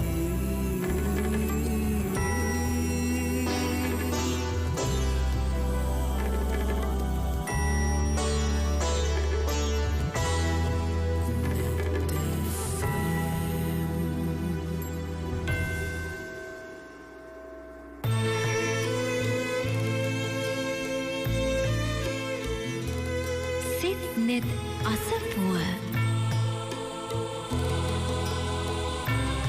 අපි නැවත ඉරිදා සිත්නෙත් අසපුව වැඩසටහන සමඟ සම්බන්ධ වෙන්නේ ධර්ම සාකච්ඡාවට යොමු වෙන වේලාව අද දවසේ ධර්ම සාකච්ඡාව අපි මේ ඉන්න කාලෙත් එක්ක එළඹෙන කාලය දක්වා සහ අතීත වර්තමාන අනාගත කියන මේ තුන් කාලයටම පොදු වුණු කාරණාවක් සහ අපේ බොහොම බලාපොරොත්තුවෙන් ඉන්න කාලරාමුවක් මේ මොකද බෞද්ධයන් හැටියට බෞද්ධයන්ගේ වටිනාම කාලය තමයි ඉදිරි මාස කිහිපය එළඹෙන්නේ. ඉතින් ඒ මාස කිහිපයත් එක්ක වර්තමානයේ ගෙදෙට්ට වෙලා හිර වෙලා මානසිකව ඇතැම් වෙලාවට පීඩා ලබන පීඩාවන් විඳින පිරිස ඉන්න වෙලාවක හිත සැනසුමට ධර්මයේ මිහිරියාව ලං කරන්න පුළුවන් නම් හරි වැදගත් කියලා හිතනවා. ඒ නිසා ඒ පිටබඳව අපට අද දවසේදී වැඩි වශයෙන් සාකච්ඡා කරන්න ඉඩ අවකාශ තිබෙනවා. ඒ වෙනුවෙන් බොහොම ගෞරවයෙන් ආරාධනා කළා අද ධර්ම සාකච්ඡාව වෙනුවෙන් ඉරිදා සිත්නෙත් අසපුව වැඩසටහනට මහනුවර අස්ගිරි මහා විහාර වාසී අස්ගිරි විහාරයේ කර්මාචාර්ය යටිහලගල රාජ මහා විහාරාධිකාරී නෙල්ලිගල ජාත්‍යන්තර බෞද්ධ මධ්‍යස්ථානාධිපති පූජනීය වතුරුකුඹුරේ ධම්මරතන ස්වාමීන් වහන්සේ නෙල්ලිගල හාමුදුරුවෝ අද වැඩම කරලා තිබෙන්නේ. බොහොම ගෞරවයෙන් ඔබ වහන්සේව පිළිගනු ලබනවා ධර්ම සාකච්ඡාව ආරම්භ කරන මොහොතේ.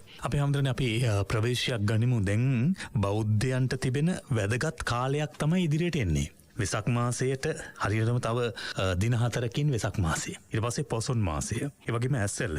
ඊට පසු වෙන වස් කාලයත් එක්ක එළඹෙන කාලය කටින මාසය දක්වා වූ කාලය මේ අන්තිම මාස 6-7 වගේ කාලය හරි බෞද්ධයන් මේ බෞද්ධ ප්‍රබෝධයෙන් පිරීතිරියන කාලයක්. ඇත්තටම හමුද දැන් සමහරුන්ගේ කනස්සල්ලක් තියෙනවා හිතේ.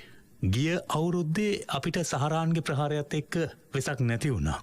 දැන් මේ අවුරුද්දේ මේ කොරෝනා නිසා වෙසක් නැති වෙන්නට යන්නේ කියන කාරණේ වෙසක් පමණක් නෙවෙයි ඉදිරි කාලය පිළිබඳවත් සැක සහිතව කනස්සල්ලෙන් සාංකාවෙන් බලන පිරිසක් ගොඩනැගිලා තිබෙනවා. ඔබ වහන්සේට ඒ කාන්සිය නැත්නම් ඒ කනස්සල්ල නැත්නම් ඒ හිතේ ඇති වෙලා තිබෙන පීඩාව අවම කරමින් අපි මේ ඉදිරි කාලයට මොන ආකාරයෙන්ද මුහුණ දෙවිය යුත්තේ කියලා විශේෂයෙන්ම බෞද්ධයන් වෙනුවෙන් ඒ වගේම අන්‍ය ජාතිකිනුත් වෙනුවෙන් ඔබ වහන්සේට අනුශාසනාවේ ප්‍රවේශය ලබා ගන්න බොහොම ගෞරවයෙන් ආරාධනා කරනවා. සියලු දෙනාටම තෙරුවන් සරණ ප්‍රාර්ථනා කරමින් වරුණ අපේ ලක්වැසි ලෝකවාසී සියලුම ජනතාවට ලැබුවා වූ සිංහල අලුත් අවුරුද්දත් අපි සීල සමාධි ප්‍රඥාදී ගුණධර්ම දියුණු කරගන්න පුළුවන් වාසනාවන්ත සුබ අලුත් අවුරුද්දක් වේවා කියලා ආශිර්වාදනය කරමින් වරුණ ඔබ සිහිපත් කළා වගේ මේ තෙරුවන් සරණ ගිය සත්පුරුෂ මිනිසුන්ට ඊටාම පින්බර උභයාර්ථ සිද්ධිය පිණිස පින් කුසල ධර්මයන් රැස් කරගන්න පුළුවන් බොහෝම පින්බර කාලයක උදාව තමයි වරුණ කිව්වා වගේ තව දින 4කින් එන මහා පුණ්‍යවන්ත වූ මාසය ඒ උතුම් වූ මැයි මාසය නැත්තම් වෙසක් මාසය උදා වෙනු ලබන්නේ.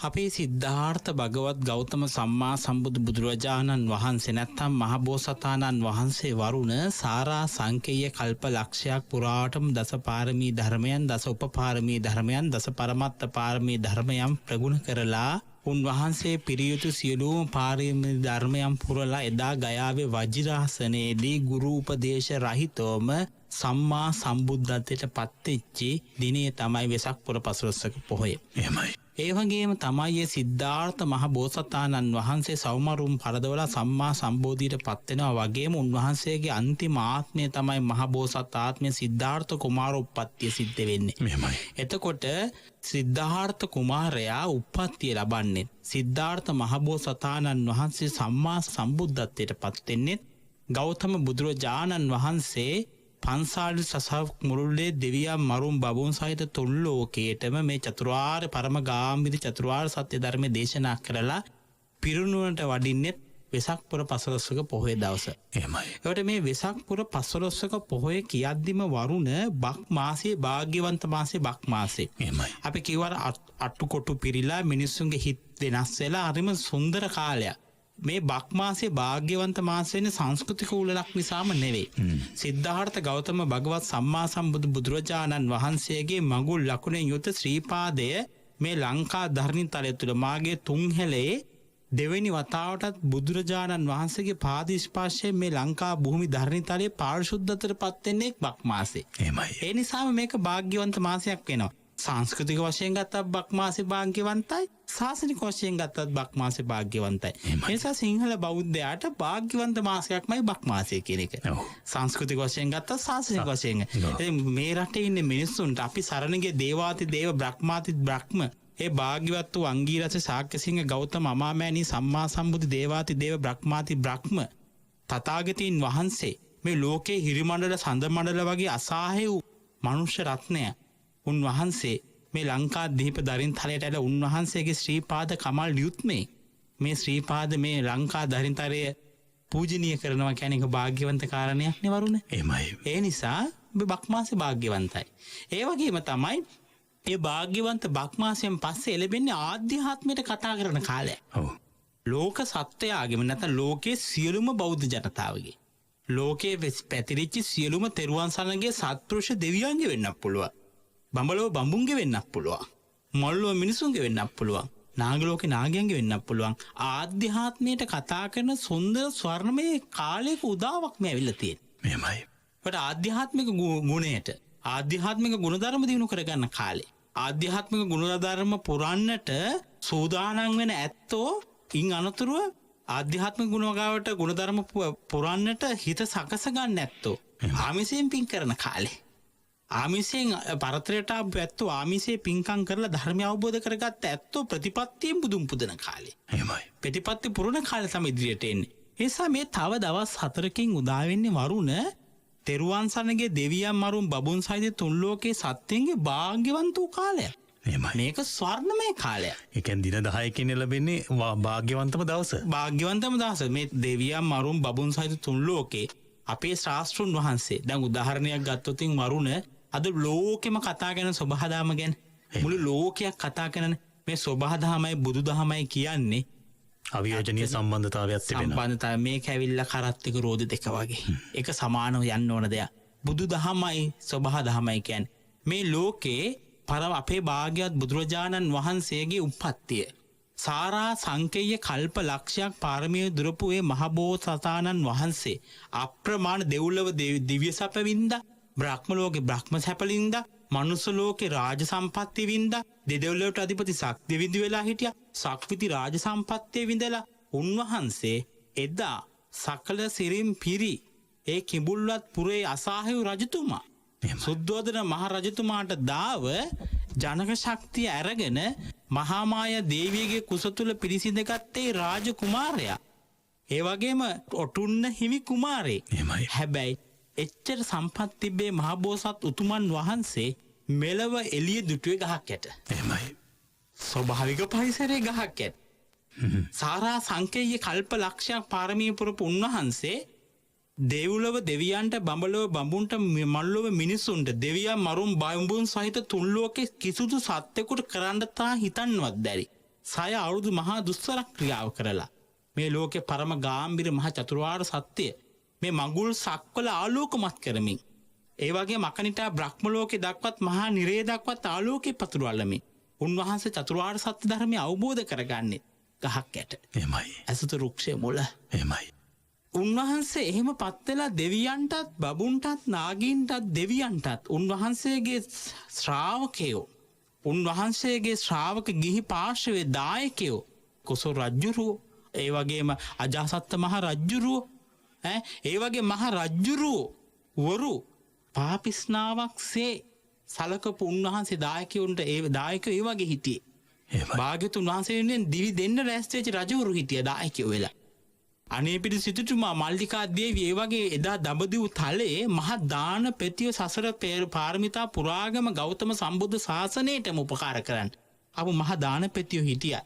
ඒවාගේම සකල සිරිම් පිරි සියලු සම්පත්තිවලින් යුත්ත එදා භාග්‍යතුන් වහන්සේ සැවැත්නුවර දෙවුරන්විර තියෙද්දි පූර්වාරාමි තියෙද්දි වේළුවනාරාමි තියෙද්දි ඒ ඔක්කොම තියෙද්දි උන්වහන්සේ අනිච්චාවත සංඛාර උපාදවය ධම්මිනෝ නැත්තං උන්වහන්සේ අන්තිම බුද්ධ වචනය තමතලා උන්වහන්සේ පිරුණුවන්ට වඩින්නේ වෘක්ෂයක් යට. දැන් මේ ආනන්ද මහරහතන් වහන්සේ එතකොට ආනන්ද ස්වාමීන් වහන්සේ අහනවා නේද මෙච්චර රමණීය වූ විශාල නුවරවල් තියෙද්දී ඇයි බුදුරජාණන් වහන්සේ මේ ස්ථානේ මේ වගේ තැනකට වඩින්නේ කියලා. සුළු කොට සලකන්න එපා ආනන්ද කිව්වා. මේක ජය භූමියක් කියනවා. එහෙමයි. එතකොට මම මේ කතා කරන්න ආවේ අද ලෝකයා පරිසරය ගැන කතා කරනවා. මේ කොරෝනා වෛරසය ගැන කතා කරන මේ හැම දෙයක්ම සොබහා දහමට එරෙහි වෙච්ච නිසා. එහෙමයි. මං හිතන්නේ වරුණ භාග්‍යවත් බුදුරජාණන් වහන්සේ තරම් මේ ලෝකේ පහළ වෙච්චි ශාස්ත්‍රුන් වහන්සේලාගෙන් සොබහා දහමත් එක්ක ගැලපෙච්චි සොබහා දහමට ආදරය කරපු සොබහා දහමත් එක්ක උන්වහන්සේගේ ත්‍රි මංගල්‍ය සිද්ධ වෙච්චි ශාස්ත්‍රු කෙනෙක් නෑ. ගහක්කට උප්පත්තියක් ලැබලා ගහක්කට සම්මා සම්බෝධියට පත් වෙලා ගහක්කට පිරිනුවම් පෑවා. ආරාම රෝපා වනරෝපා උන්වහන්සේගේ දේශනාවේ ඕන තැනක් ගන්න සිසම්පා වනය කියන්නේ ඇටේරියා වනයක්. එහෙමයි. චාපල්‍ය නුහුර කියන්නේ චාපල්‍ය චම්පක කියන්නේ හපු වලට. වේළුවනේ කියන්නේ වේළුවනේ කියන්නේ උණ වලට. මේ අරහත් දජය දෙවියන් මරුන් බඹුන් වඳින මේ මන් දරාගෙන අරහත් දජය ලෝකේ ජය කොඩිය මේ අරහත් දගේ චීවරේ මේ චීවරේ කොටු බැදලා තියෙන මගද කෙතේ විදිහට. එහෙමයි.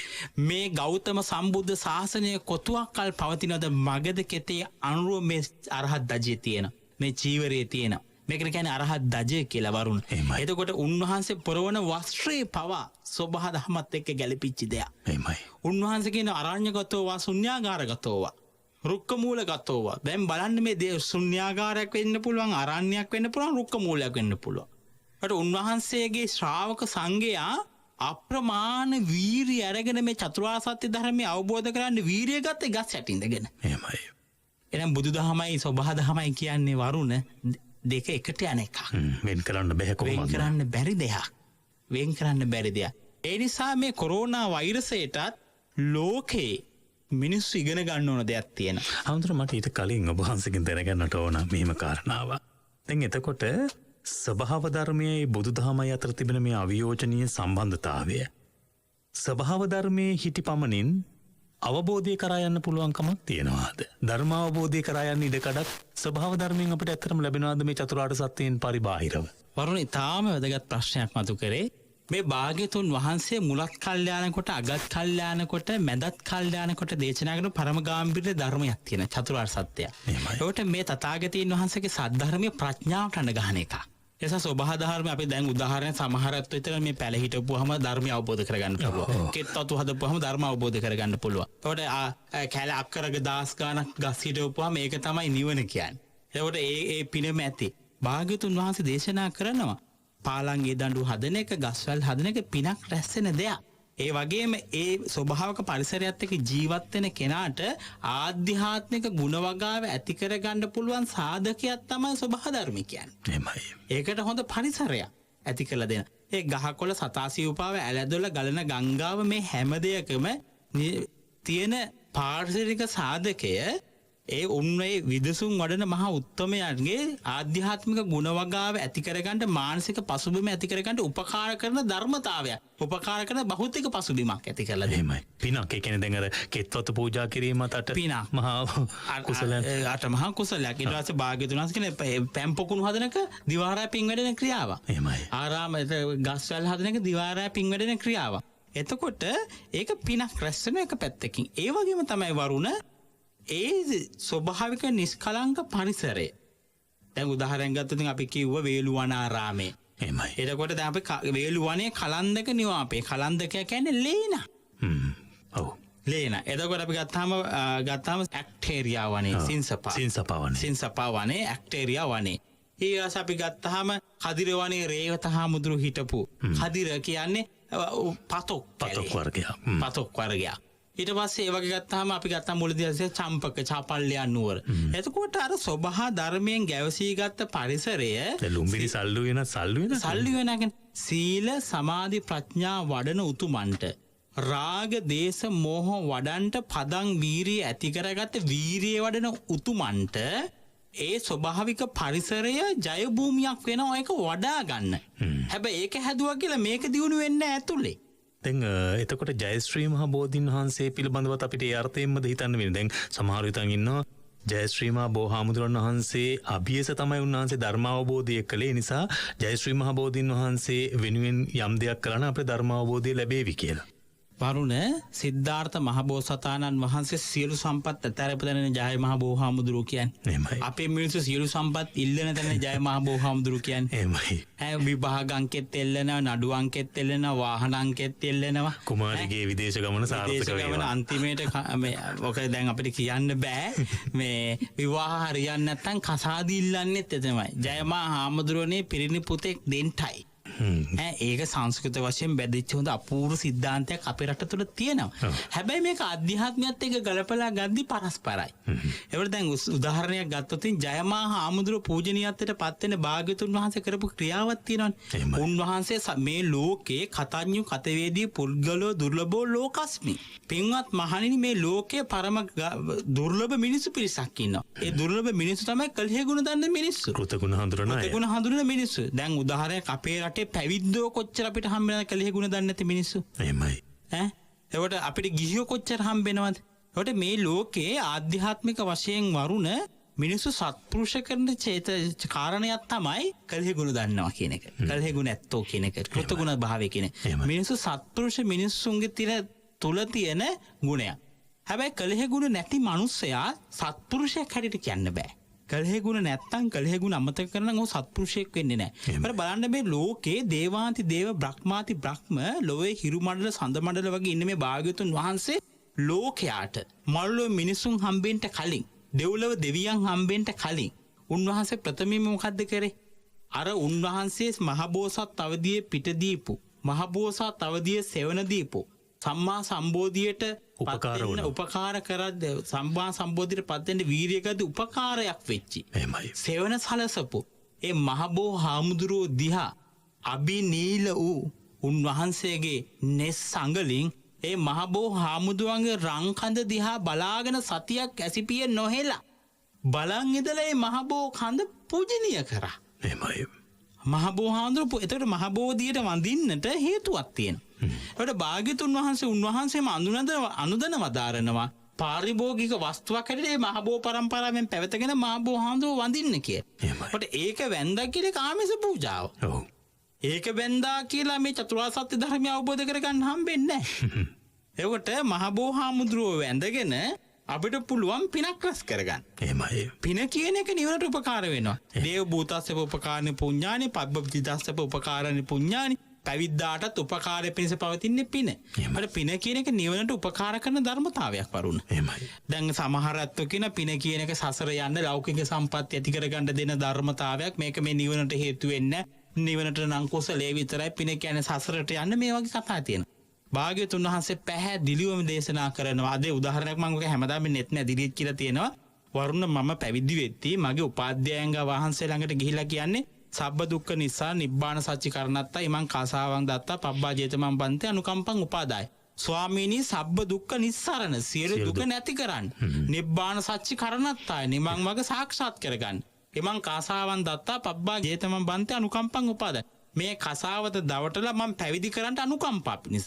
වට පැවිද්දෙක්ගේ මූලික පැවිදි ජීවිතයේ තව භවයක් කරා ගායාමන් ගම වර්තමාන පැවිද්දත් එක්ක මේක ගලපගෙන පුම්බගෙන උස්සගෙන වැළලෙන්න හදන්න ඕනේ නෑ මේ කාරණේ වරුණ. එහෙමයි. ඒකට පැවිද්ද කියන ජීවිතේ මේ වාක්‍යම තමයි එදා භාග්‍යතුන් වහන්සේ ධර්මාන කාලේ තිබ්බේ. එහෙමයි. සරි භාග්‍යතුන් වහන්සේ පිරිනුවම් පාපු මුල් කාලේ තිබ්බේ වර්තමාන තිබ්බේ පැවිදි වාක්‍ය ඕක. උපසම්පදා වාක්‍ය ඒකමයි.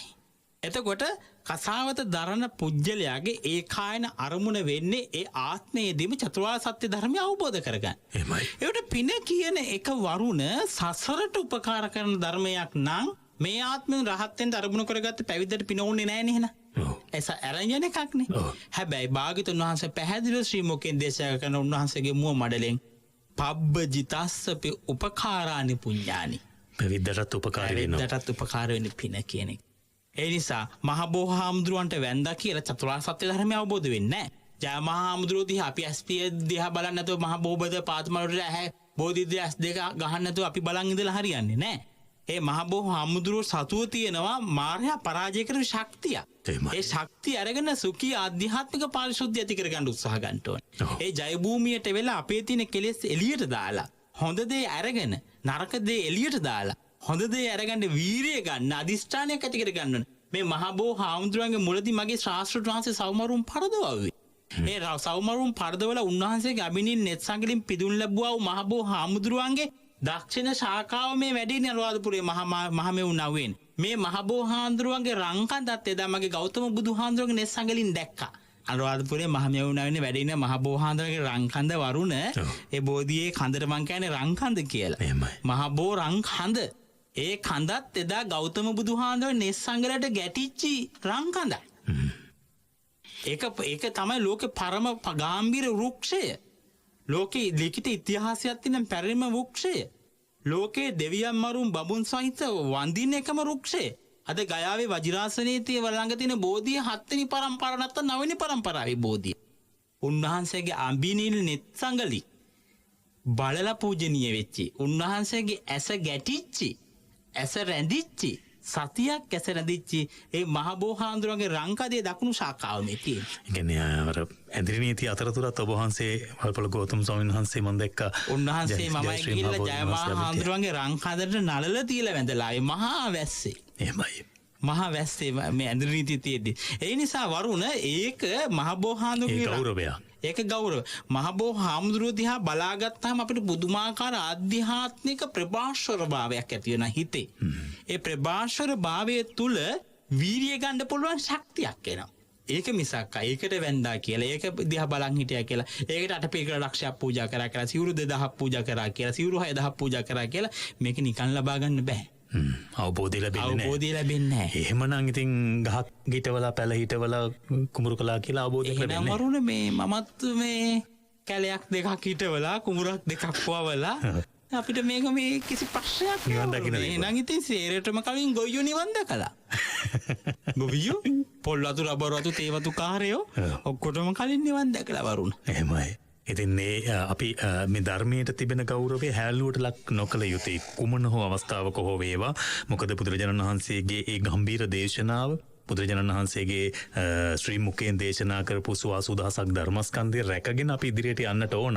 අපි හඳුනන්නේ දැන් මේ ඔබ වහන්සේ බුදුරජාණන් වහන්සේ පිළිබඳ අප්‍රමාණ ගුණයන් පිළිබඳ මේ කතා කරන අතරතුර වර්තමානයේදී ලොකුම ප්‍රශ්නයක් බවට පත් වෙලා තිබෙන්නේ මේ වර්තමානයේ ඇති වී තිබෙන කොරෝනා ව්‍යසනයත් එක්ක වසංගතයත් එක්ක අපේ සමාජයට අපි ස්වයංපෝෂිත ආර්ථික රටාවක් ගොඩනගන්නට උත්සාහ දැරීම. ඒ උත්සාහ දැරීමත් එක්ක භික්ෂූන් වහන්සේගේ කාර්යභාරය කොමක්ද කියන එක පිළිබඳ වර්තමානයේ බොහොම විවාදාස්පන්න මේ සාකච්ඡාවට ලක් වෙලා තිබෙනවා, බඳුන් වෙලා තිබෙනවා විශේෂයෙන්ම සමාජ මාධ්‍ය ඇසුරේ. ඒ නිසා ඔබ වහන්සේගේ මේ පිළිබඳව ඔබ වහන්සේ භික්ෂූන් වහන්සේ නමක් ඉදිරියට දක්වන ආකල්පය පිළිබඳ දැනගන්නට කැමතියි. වරුණ මේක ගැන කතා කරද්දී ශ්‍රී ලාංකීය භික්ෂුව මේ ශ්‍රී ලාංකීය භික්ෂුව කියන්නේ වරුණ මේ පුදුමාකාර භික්ෂුවක්. මේ ලංකාවේ බුදුදහම ඒමස්සෙක මිහිඳු මහරහතන් වහන්සේනේ අනුදැන වදාරලා පටන් ගන්නේ මහාවිහාර සම්ප්‍රදාය. මේ මහාවිහාර සම්ප්‍රදායට කාටවත් බුරන්ට බෑනේ. මිහිඳු හාමුදුරුවෝගෙන ආපු ධර්මෙත් හොඳයි නා.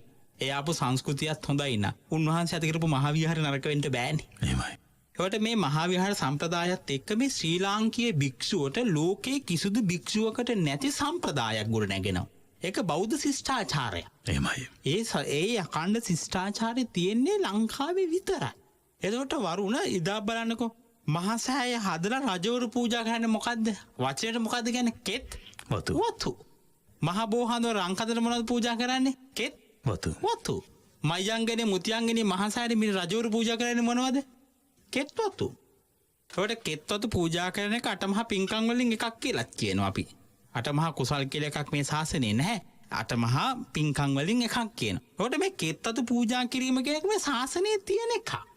ඒක කියලා සාගතියක් අකේ මේ අරහත් දජේ දාගෙන මේක කැහපොට ගහගෙන උදැල්ල අරන් කුඹුරට බහින්න කියන එක නෙවෙයි මම මේ කියන්නේ. එදා වරුණ ගමේ ලොකුම වීයටුව කොහෙද තිබ්බේ? ගමේ පන්සලේ. ඔය ලස්සන කතාවක් තියෙන වරුණ මහනුවර යුගයේ ගණින්නාන්සලා ඉන්න කාලේදී සංඝරාජ මහ උත්තමයන් වහන්සේ වඩිද්දී ඒක පන්සලක මහා අටුවට ගොඩවෙන්ට පදි කඩද 550 ජාතක කතා පොත තියලා තිබ්බා කියනවා. පඩි කඳට. ඔව්.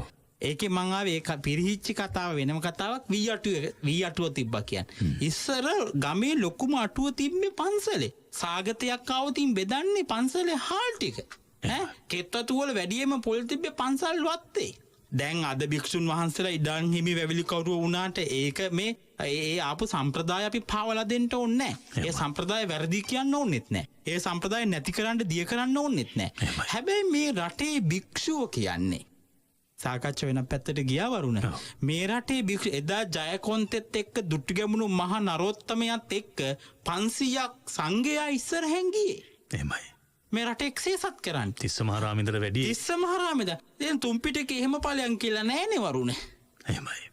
තුම්පිටකේ කොතනකවත් රජතුමා රට එක්සේසත් කරන්න යුද්ධයක් කරනවා නම් සම්බුද්ධ ශාසනය චිරස්ථිතිය පිණිස ලෝවැඩ කරන රජ කෙනෙක් පහලා යුද්ධ කරනවා නම් ඒ යුද්ධ සේනාව ඉදිරියෙන් නුඹලා පළ පින්වත් මහණෙනි කියලා භාග්‍යවතුන් වහන්සේ කොතන සූත්‍රයකවත් දේශනා කළා නැහැ. ඒ නිසා මේ ලංකාවේ තියෙන පිරිසුදු සංස්කෘතියයි තේරවාදී බුදුදහමේ පටල ගන්න ඕනේ නැහැ. තේරවාදී බුදුදහමේ පළතරට ගිය මහ උත්තමයෝ කියන ඇත්තෝ මේකට ගරහන්න ඕනෙත් නැහැ. ඒගොල්ලෝ කැලේකට ගිහලා ඒගොල්ලන්ගේ ආධ්‍යාත්මික ගුණවගාව ඇති කරගත්තා නම් හරි පුරන්නේ නැතුව. එහෙමයි. නිසා මේක යන්න ඕනේ වරුණ. මේක යන්න ඕනේ. ඒකට ගත්තාම එදා සද්ධාතිස්ස කුමාරයයි දුටුගැමුණු රජ කුමාරයාට පළහුලැව්වක් ඇති වෙනවා. ගැටුමක් ඇති වෙනවා. සහෝදරයෝ. ගිහලා හැංගින්නේ කොහෙද? පන්සලේ. කවුද අරන් යන්නේ මේක සමතේපත් කරන කරපිටි? භික්ෂුන් වහන්සේ. පින්වත් මරණින් උඹ අමතක කරන්න එපා. දේශේ නෑ මේ මුර දේවතාවුන් වහන්සේලාගේ කරපිටින් උඹ යන්නේ. එදා ඒ දෙන්න සමගි කරේ නැත්තම් මේ රටේ ඉතිහාසයේ ස්වර්ණමය යුගයේ තාම අපි කියවන්නේ සුදු මේ දුටුගැමුණු රජතුමාගේ කාලේ ගැන. එහෙමයි. ඒ සුසංයෝගය ඇති වෙච්ච නිසානේ. ඒ සුසංයෝගය රැක්කේ කවුද වරුණ? භික්ෂුන් වහන්සේලා. ඒ නිසා මේ රටේ භික්ෂුවට වගකීමකුත් තියෙනවා. සාගතේ නම් සාගතයක්, වසංගතේ නම් වසංගතයක්. ඒකට අවශ්‍ය මිනිස්සු පෙළගස්සපු ඓතිහාසික වගකීමක් මේක. මේකට සුදුසුම වචනයක.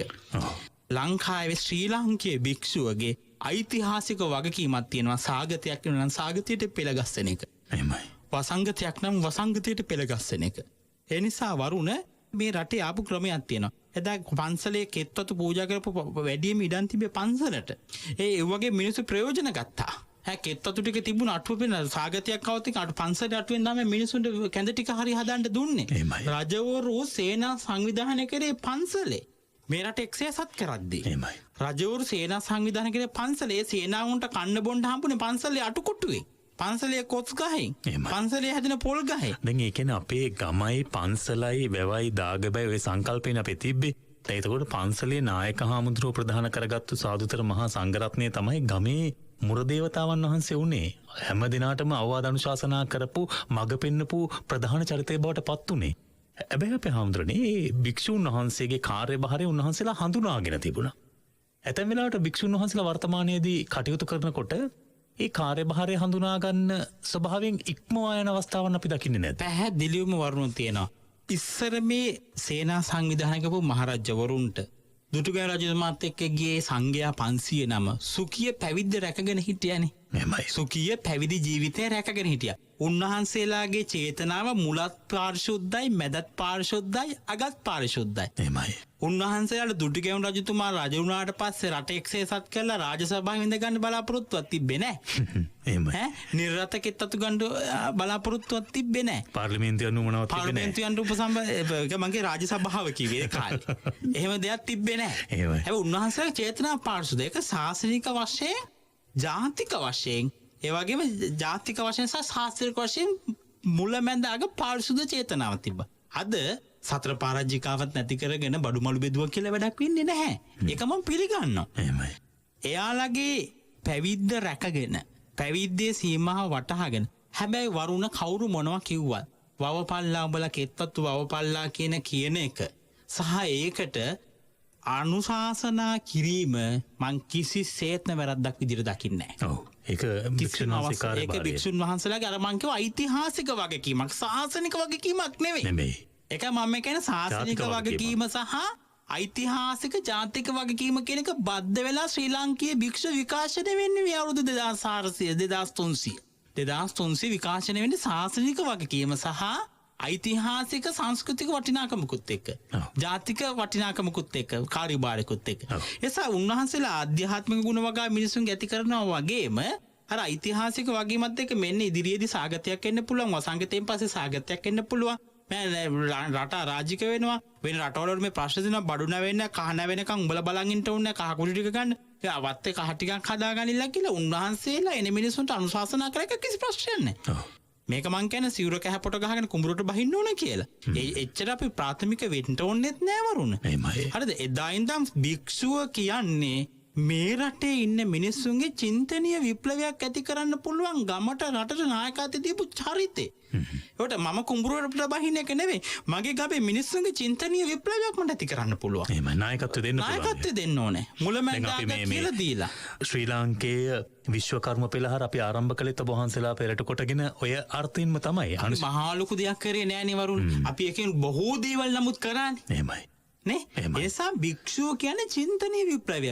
භාග්‍යතුන් වහන්සේනේ මේ ලෝකේ පහළට වැඩිම දැවැන්තම චින්තනීය විප්ලවය කරපු ශාස්ත්‍රඥ වහන්සේ කවුද?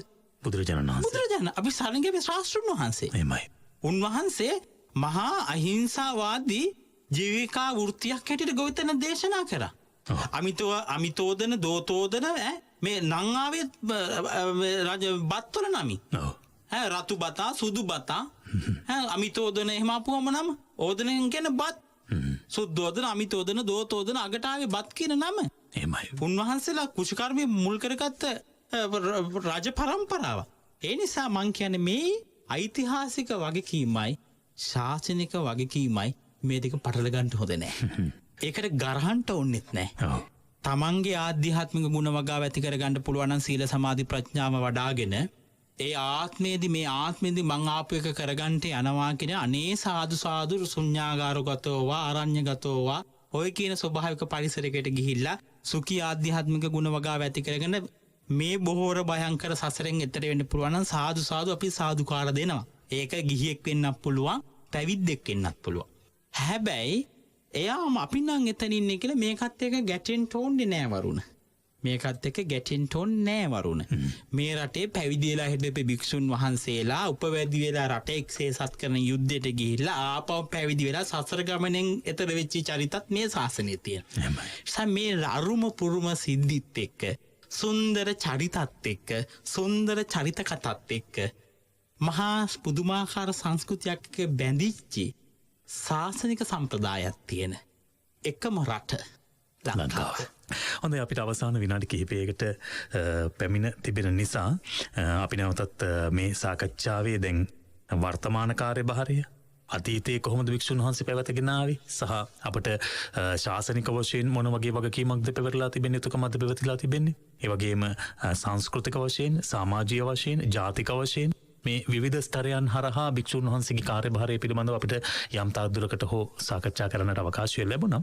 අපි හඳුනන අවසාන විනාඩි කිහිපේ අර අපි මුලින්ම මේ ඉදිරි කාලය පිළිබඳ සාකච්ඡා කරපු නිසා දැන් ඇත්තටම මේ ආමිසය ප්‍රධාන කොටගත්තු වෙසක් උත්සවයක් වෙනුවෙන් වෙසක් පුර 15ක පොහෝ දිනයක් වෙනුවෙන් නැඹුරු වුණු ශ්‍රී ලාංකීය ජන සමාජයේ ඒ තත්ත්වය මේ අවුරුද්දේත් අපට ගිය අවුරුද්ද වගේම නැති වෙනවා කියන තැන ඉන්නේ. ඒ නිසා මම ඔබ වහන්සේට අවසාන විනාඩි කිහිපෙදී ආරාධනා කරන්නේ ඇත්තටම එවැනි හිතක් තියෙන කෙනෙක්ගේ ඒ හිතේ ඇති වෙලා තිබෙන කනසලු ස්වභාවයත් එක්ක අපි ඇත්තටම මේ එළඹෙන වෙසක් පුර 15ක පොහොය වෙනුවෙන් ආමිස ප්‍රතිපත්ති කියන පූජාවන් දෙකොට්ටාශයම විහාරස්ථාන වලට යන්නට දැන් අවකාශයක් නැහැනේ. රජය විසින්ම නිර්දේශ කරලා තිබෙන පවතින මේ ඇඳරි නීති කාල රාමුවත් එක්ක සමූහයක් වශයෙන් ඒක රාශී වෙන්න එපාය කියන කාරණේ. ඒ නිසා අපිට අවුරුද්ද ගත කළ ආකාරයෙන්ම වෙසක් උත්සවයට නැඹුරු වෙනවා නම් ඒ කොයි ආකාරයෙන්ද අපි නැඹුරු විය යුත්තේ?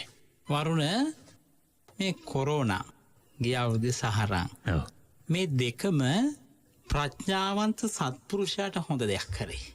මං කියන්න මෙහෙම දෙයක්. මේ සැරේ වෙසක් හෝ ගිය සැරේ වෙසක් සහරාන් කොරෝනා එක සමානයි. මේ දෙගොල්ලෝ අපිට නැති කරේ මොකද්ද? සහ ඇති කරේ මොකද්ද? උදාහරණයක් ගත්තොත් මහ ලයිට් පත්තු වෙන ගිරිය පුප්පන් කෑ ගහන විරුදු කියන තරුණ නැති කරා. ඔලු බක්කොත් නටන එක නැති වුණා. රූකඩ නටන එක නැති වුණා. මුළු ගමෙන්ම සම්මාදම් කරගෙන මහා සද්ද ටිකක් දාගෙන ගහන ගමේම සම්මාදන් කරලා ගමේ මිනිස්සු සල්ලි එකතු කරලා ගමේ මිනිස්සුම වෙලා ගමේ මිනිස්සු බෙදන් කන දන්සල නතර වුණා. බලෙන් ඇදලා අරගෙන නේ කවන්නේ. ගහනවා. සමහරට අපෙන් ඒ කණ්ඩ බැයිද මේ බොහොම සද්දෙන් කතා කරන්නේ. පාරට පනින සමහරට හැප්පිලා මැරෙනවා. ඒ වගේ දේවල් ඒව නැති වුණා. හැබැයි අපිට අමතක කරලා අපි වෙනස් වෙච්චි. අපේ තිබ්බ වෙසක් අපිට ගෙනල්ලා දුන්නා. සහරානුයි කොරෝනයි දෙකම. අපේ ගෙදරම චීනේ වෙසක් චීනේ කොරෝනා තින චීනේ වෙසක් උඩුව නැහැ. ඒවට අපේ අම්මයි තාත්තයි ආච්චි සීයයි අක්කයි නංගි අයියයි මල්ලි එකතු වෙලා අටපට්ටමක් ගෙදර හදනවා. ඒ කියන්නේ මේ කියවුරුදු වල අපි චීනෙට තමයි වෙසක් කූඩුවට මුල් දෙන දුන්නේ. මුල් දෙන දීලා තියෙන්නේ. මේ සැරේ චීනෙට මුල් දෙන කොරෝනා දීලා අපි වෙසක් සමරනවා. ඔව්. ඒ කියන්නේ අපිම හදා ගන්න. බකට් එක කොහෙන්ද චීනෙන්. බයිඩින් කම්බිය කොහෙද චීනෙන්. වෙසක් කූඩුව කොහෙද චීනෙන්. අර ඔලු බක්කුණටන මූණ කොහෙන්ද? චීනෙන්. බෞද්ධ කොඩිය පවා ගේනවා. බෞද්ධ කොඩිය පවා මේඩ් ඉන් චයිනා. අර ලස්සන පෝස්ට් එකක් දැක්කා. ඔක්කොම මේඩ් ඉන් චයිනා වෙලා මේ සැරේ අපිට මරණයත් කොරෝනා වලින් මේඩ් ඉන් චයිනා වුණා කියලා. එහෙම කොල්ලොත් මේ ගෙවල් වලට ඉද්දි නිර්මාණශීලී අදහස් ආවරුණ. ඒ කෙසේ නමුත් මං හිතන්නේ සුඛී ආධ්‍යාත්මික ගුණ වගාව ඇති කරගන්න පුළුවන්. විසුරු දස්සන වලින් ඈත් වෙලා ආධ්‍යාත්මික ගුණ වගාව ඇති කරගන්න පුළුවන් හොඳම වෙසක් මේ අවුරුද්දෙත් එනවා. ගෙදරින් ඉඳන් අවුරුදු වගේම ගෙදරින් ඉඳන් ආධ්‍යාත්මික මේ ගුවන් දැන් නෙත් අපි දැන් සැලසුම් කරනවා හොඳ මිනිස්සුන්ගේ ආධ්‍යාත්මික ගුණ වගාව ඇති කරගන්න පුළුවන් හොඳ පොසොන්නට වෙසක් වැඩසටහන අපි දැන් කොහොමද සංවිධානය කරන්නේ? දැන් ඔබතුමා මේ මං එද්දි දැන් කොලයක් කරගෙන හදා හිටියේ එහෙමනේ. එහෙමයි. මේ කොහොමද ආධ්‍යාත්මයට කතා කරන්න පුළුවන් මිනිස්සු පිළිවෙතෙන් පෙළ ගැසෙන වඩා පළදායි වෙසක් සතිය කොහොමද පෙළ ගස්සන්නේ කියලා ඔබතුමා දැන් සෝදානම් කර හිටියේ ඒකනේ. අපි දැන් මේ ලබන 3 වෙනිදා සිට අකණ්ඩව ආර්ය අෂ්ටාංගික මාර්ගය පිළිබඳ දේශනා මාලාවක් අපේ රාත්‍රී 9:30 ධර්ම දක්ෂිනාවෙන් සෑම ස්වාමීන් වහන්සේ නමක්ම දේශනා කරන්නට පටන් ගන්නවා. ඉතින් ඒ නිසා එහෙම අපි ආධ්‍යාත්මික පැත්තට කතා කරන්නට පුළුවන් බුදුරජාණන් වහන්සේගේ මේ ප්‍රතිපත්ති මාර්ගය පිළිබඳව අවබෝධයක් ඇති කරන්නට වැඩි නැඹුරුවක් මෙවර වෙසක් පොය නිමිති කොටගෙන කල්යාණ මිත්‍රයෙක් නෙවෙයිද ගුවන් නෙත් එක කල්යාණ මිත්‍රයෙක්. ඒකට අපි ධර්මයේ දෙනවා. සිල් ගන්න නැත්තන්ට අටසිල් සමාදන් වෙන්න බැයිද ගෙදර? ගෙදර බුදු කුටියේ සම්බුද්ධ පූජා තියන්න බැයිද?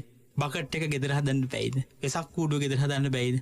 ගෙදර ගොක්කත්තක් නවලා වෙසක් සඳේ වරුණ සුන්දරම වෙසක් පොය මේ සැරේ. අර ස්වභාවික පරිසරයත් එක්ක දැන් ගස් දළු දාලා. ඔව්. හරිම ලස්සනයි. දැන් මේ මටත් හරි අපූර්වයි මේ දැන් මේ පාර වෙසක් තමයි අපි ගෙදර ඉන්න වෙසක් වෙන්නේ. දැන් වරුණ ගිය අවුරුද්දේ ඉඳන් අපි හැමදාම ඕගොල්ලොත් වෙසක් වලට ඇවිදිනවා. ඔව්. වරුණ බාන්ට අවුරුදු කීයකින්ද වෙසක් වලට දැන් ඔය ගෙදර ඉන්නේ. ඒක තමයි මතක මේ කටයුතු වලට නිරතුරු දාස ඉඳලා එළිය වරුණ ඕගොල්ලෝ අපිට පන්සල් වල ඉන්න දෙන්නෙත් නැහැ නේ වෙසක් වලට. අපිටත් මේ සැරේ අපි පන්සල් නෙල්ලිගල කඳු මුදුනට උඩින් සාක්‍යසිංහ රන්සෑයට උඩින් නෙල්ලිගල හද අවුරුදු 5ක් වෙනවා. ගිය සැරේ සහරාන් නිසා ඒ මහා සෑයට උඩින් වෙසක් සඳ මෝදු වෙනවා දැක්කේ මං ගිය අවුරුද්දේ. එහෙමයි. මං ඊට කලින් වෙසක් හඳ පායද්දි එක්ක වාහනයක කොහේ හරි ඕගොල්ලොත් එක්ක කොහේ හරි වන්දනාවක. එහෙමයි. මිනිස්සුන්ට මහා පිටකම් මේක වැරද්දක් කියලා නෙමෙයි අපි කියන්නේ. කියනවා නෙවෙයි අපි. හැබැයි අර අපිට පුළුවන් අපේ තැන වෙලා ආධ්‍යාත්මික ගුණවග ඇති කරගන්න. ඒ නිසා මේ වෙසක් සතියේ අපි විශේෂ වැඩසටහන් හදලා තියෙන net FM නාලිකාවත් ඒක. ඒ නිසා අපි මිනිස්සු ඉතාම හොඳින් පේ කරනවා. ඒකත් ප්‍රතිපත්තිපගරුක සමාජයක් ගුණගන්නට අවශ්‍ය කල්යාණ මිත්‍රයෙක් හැටියට අවශ්‍ය අනුශාසනාවක් අපි ලබා දෙනවා. සහ ස්වාමීන් දැන් අර ඔබ වහන්සේ කිව්වා වගේ දැන් අපිට මේ දන්සල දෙන්න විදියක් නැති ප්‍රශ්නේ තියෙනවනේ.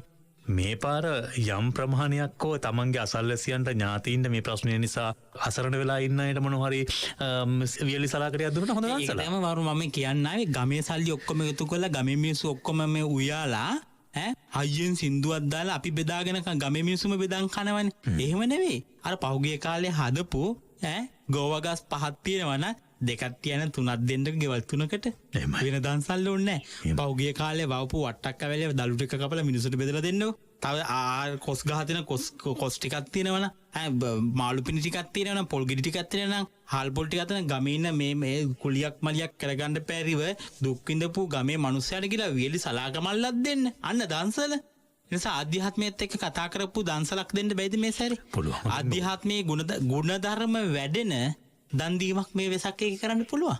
ගුණධර්ම වැඩෙන වෙසක් කූඩුවක් ගෙදර හදන්න පුළුවන්. අටපට්ටම අටලෝ දහම ලාබාලාබ නින්දා ඔය අටලෝ දහමත් එක තියෙන්නේ. ඔව හැමදේටම තියෙන ක්‍රමයක්.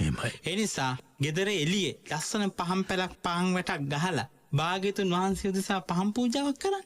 කොච්චර වටිනවද? උදෑසන ඉඳ දහවල් බුද්ධ පූජා අම්මා අප්පච්චි ආච්චිසියා නංගි මල්ලි අයියා ඔක්කොම එක ගෙදර බුද්ධ පූජාව තියන්නේ. හරි අපූර්වයි. හරි අපූර්වයි. මං හිතන්නේ ජීවිතේ ආධ්‍යාත්මයට කතා කරන සොන්දරම වෙසක් ගෙදර වෙසක් මේ සැරේ තියෙනවා. හොඳ ඒ වෛශාඛ්‍ය මංගල්‍යය වෙනුවෙන් හිත ඔබගේ කලබලයකින් තොරව බොහොම සාමකාමීව හදාගන්නට තිබෙන කාලයකට ඇවිල්ලා තිබෙන නිසා ඒ සඳහා ඔබට මඟ පෙන්වීමක් අනුශාසනාවක් තමයි අද දවසේදී මේ වැඩසටහන ඔස්සේ සාකච්ඡාව ඔස්සේ අපි ඔබට ලබා දෙන්නට කටයුතු කළේ. අපිට සමුගන්න කාල වේලාව උදා වෙලා තිබෙන අපි හැමෝටම මට වචනෙන් දෙකකින් හරි දැනගන්නට ඕන. දැන් ශාක්‍යසිංහ රන්සෑය ශාසනයට පූජා කිරීමේ පින්කම අපි මාර්තු මාසේ තමයි යොදාගෙන තිබුණේ. හැබැයි අපිට මේ ප්‍රශ්නෙත් එක්ක ඒ තත්ත්වෙ මගහැරුණා. දැන් ඉදිරියට එහෙම කාලයක් වෙන් කරලා තිබෙනවාද අපේ ශ්‍රාවකයත් අපෙන් අහනවා රන්සෑය ශාසනයට පූජා කරන්න කවදාද කියලා. වරුණ අපි දන්නවා මාර්තු මාසේ 28 වෙනිදා අසුදුෂ මහා පින්කමකුත් එක්ක සිරි ශාක්‍යසිංහ රන්සෑය සම්බුදු ශාසනයට පුදන පින්කමයි උතුම් වූ ආනන්ද බෝධීන් වහන්සේලා මේ විහාරස්ථානට බෙදා දීමේ පින්කම අපි යොදාගෙන තිබුණා. අපි දන්නේ මේ කොරෝනා වෛරසයත් එක්ක මේක මිනිසුන්ගේ පින්කමුත් පරක් වුණා.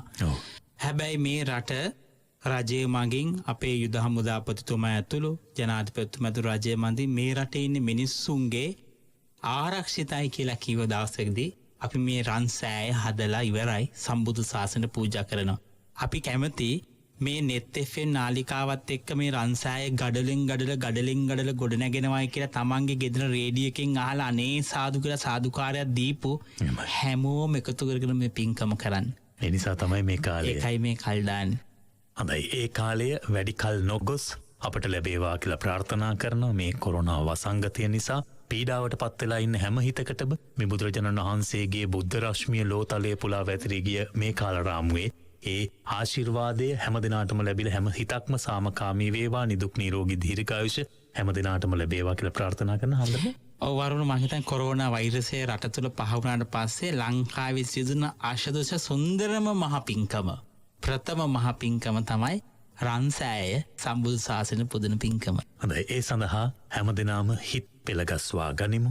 ඒ වගේම අපි අද දවස තුලදී මේ ධර්ම සාකච්ඡාවට අපේ ගෞරවනීය ආරාධනෙන් වැඩම අවදාළ මහනුවර අස්ගිරි මහා විහාර වාසී අස්ගිරි විහාරයේ කර්මාචාර්ය යටිහළගල රාජ මහා විහාරාධිකාරී නෙල්ලිගල ජාත්‍යන්තර බෞද්ධ මධ්‍යස්ථානාධිපති පූජනීය වතුරු කුඹුරේ ධම්මරත්න ස්වාමීන් වහන්සේ අපේ නෙල්ලිගල හාමුදුරන් වහන්සේට නිදුක් නිරෝගී දීර්ඝායුෂ උතුම් වූ ධර්මාවබෝධය අපි ප්‍රාර්ථනා කරනවා. ඒ වගේම වෙසක් සමය තුලදී අපේ ජීවිතේ හැඩගස්වා ගන්නට ලබා දුන්න මේ උපදේශනයන් එක්ක අපි ඒ සඳහා යමු. ආමිස පූජාව අපට හැකි ලෙස නිවසේ සිදු කරමු. ඒ වගේම ප්‍රතිපත්තියට මුල් තැන දෙමින් ප්‍රතිපත්තිදායක ජීවිතයක් ගත කරන්නට හිත අපි අපේම ඒ සූදානම් කරගන්නට පරිසරය උදා කරගනිමු. ඒ සඳහා යොමු වෙන්නට නැවත නැවත ඔබට ඇරියම් කරමින් ඉරිදා සිත්නි තසපුයෙන් සමුගන්නවා. හැම දිනාටම තෙරුවන් සරණයි.